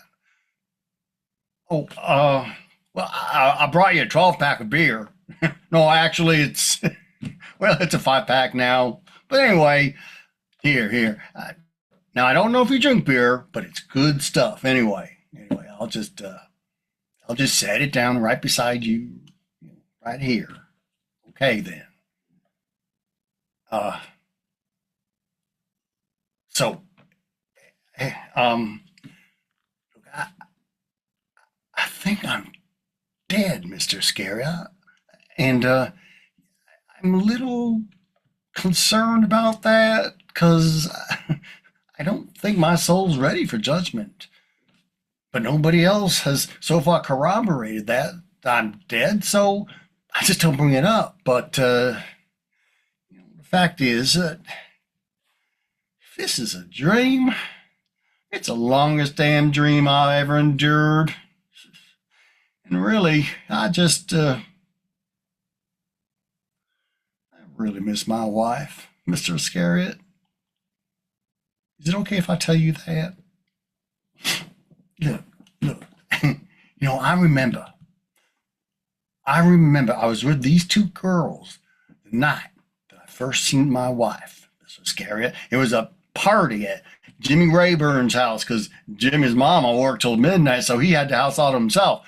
And me and these two girls, Susie Heller and Della Mae Robbins, well, we were just talking, smoking cigarettes out on Mrs. Rayburn's deck away from the party, and I was depressed about something or other. probably because school was ending. And plus I had just been in the school play. Yeah, I played Tom in the Glass Menagerie. It was the first time I'd ever acted, and everyone said I was real good. But now the play was over, and school was almost over, and for the part in that play, they'd given me this real short haircut, like a, 1940 style. In my ears, Mr. Iscariot, look, I don't know if you can notice, but they stick out a little bit. So with the short haircut and all, I was feeling a little self-conscious and dumb. And anyway, just not too cheery. So anyways, I'm out there on the deck talking to Susie and Della. And all of a sudden, I see this girl inside at the party.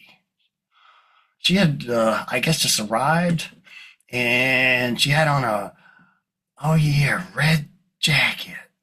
It was the cheerleading jacket from the high school just across the state line in Virginia. The Red Raiders. And I remember, all I saw was blonde hair and a red jacket and this smile that was, even from a distance, just kind of electrifying, to the heart, Well, about a minute later, the sliding door to the deck opens, and this girl, she comes out by herself, and she's heading towards us. Turns out she's friends with Della from way back in the day, from, I don't know, Girl Scouts, brownies, something like that. Anyway, she walks over, and she was so beautiful. I remember thinking to myself, and this is exactly word for word what I thought, I ain't even gonna bother talking to this girl. So she comes over, says hello, and I just excuse myself right off the deck and head back inside, fixing to say my goodbyes and ski-daddle. Anyways, well, I try to leave, but then Jimmy handed me a beer, and someone else started passing a bottle of Rebel Yell, and before you know it, bong hits and whatnot. And anyways, a little later, I'm sitting on the couch when this girl, my future wife, she just comes up to me and by herself and says, I saw you in that play the other night. You made me cry. 2 days later, we went out on a date. And then on the way back, I was driving her home, and we passed by this house where my friend, Dave Hogue, used to live, who had died. And I hadn't been by his house since we passed. The family didn't live there no more, but when I saw the house, I got struck with this feeling, I asked her if she wouldn't mind if we just pulled up in front of that house and just sat for a moment. She said sure, so I parked. And we just sat in that car for a while, quiet, not saying nothing. Before I knew it, Mr. Iscariot, I was tearing up. Because, this kid, he had been a real good friend of mine, And then I just started crying, Mr. Iscariot. I couldn't help myself. I couldn't shut it off. And I was real embarrassed. And she just held me while tears and snot and whatnot just poured out of me and onto her little white sweater. She didn't mind about that. She didn't mind at all. Well, at some point, I drove her home and got to her door and we started to kiss. And well, God, it was like, I'll tell you, it was like, peaches and dynamite. And before I left, I apologized to her about the crying and all, and she said, don't be a jackass, Butch Honeywell.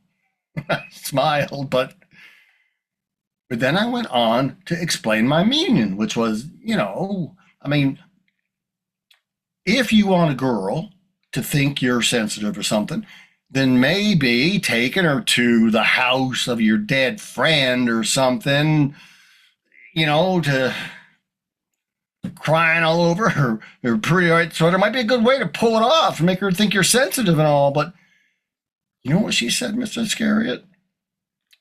She looked at me for a good long while, and with them all the way dazzling eyes of hers, she said, well, if it was a trick, then I'm tricked. Yeah. Well, 3 years into our marriage, I took a job teaching at the state college. I was popular with the students because I found a way to make them want to learn. And one night at the end of the semester, they took me out for beers, and I ended up having an assignation with one of the co-eds, a young lady named Lucy. I went home that night, got into bed next to my wife, drunk as a skunk, and I remember, before I passed out, I was looking at her. I always liked to look at her when she was sleeping because she always looked so good. I had a little nickname for her. I used to call her my little baby dinosaur, because that's how she looked like when she slept, like a little brontosaurus, but cute. Anyways, when I woke up the next morning, she was still sleeping.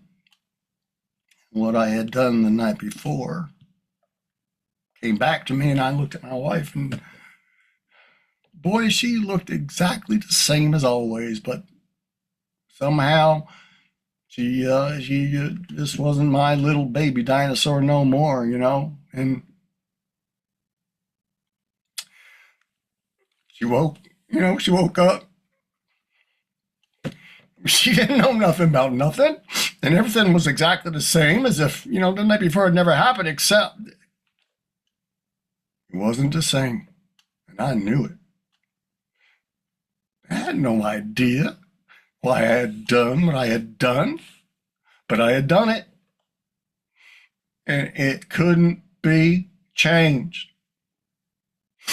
My girl, she got up and she fixed blueberry French toast with maple walnut pecans, and I didn't eat it. No way I could have eaten it. Nothing was ever the same after that morning. It's just scary, I tried a lot of things to make it better. The only thing that did was more beer and women. And hey, do you know who W.H. Auden was, Mr. Iscariot? W.H. Auden was a poet who once said, God may reduce you on Judgment Day to tears of shame, reciting by heart the poems you would have written had your life been good.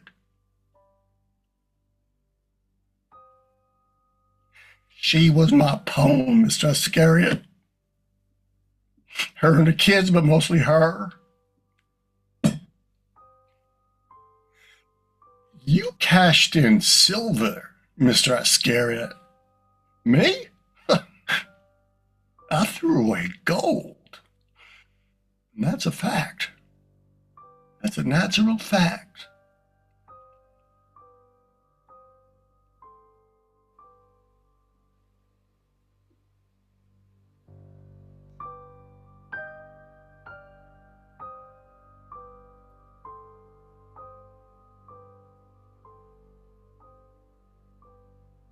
The Last Days of Judas Iscariot by Stephen Adley Girgis. The cast included Valerie Cornelia as Fabiana Aziza Cunningham, Tom McGrath as Satan, Haley Elizabeth Bayermeister as Yusef El Fayumi, Saint Monica, Shamara Hernandez as Saint Monica, Simon the Zealot, Saint Peter, and Soldier 1. Carla Wren as Henrietta Iscariot, Mother Teresa, and Mary Magdalene. Paul Euler as Judge Littlefield. Lise Moreau as Judas. Mark Gallagher as Sigmund Freud, Soldier 2, and Butch Honeywell. Emmanuel Catalan as Bailiff, St. Thomas, and Soldier 3. Jamie Barnaker as Uncle Pino, St. Matthew, and Assistant Stage Manager. Karen Pincus Winokur as Loretta and Caiaphas the Elder. And Jacqueline Elizabeth as Gloria, Sister Glenna, Matthias of Galilee, Pontius Pilate, and Jesus.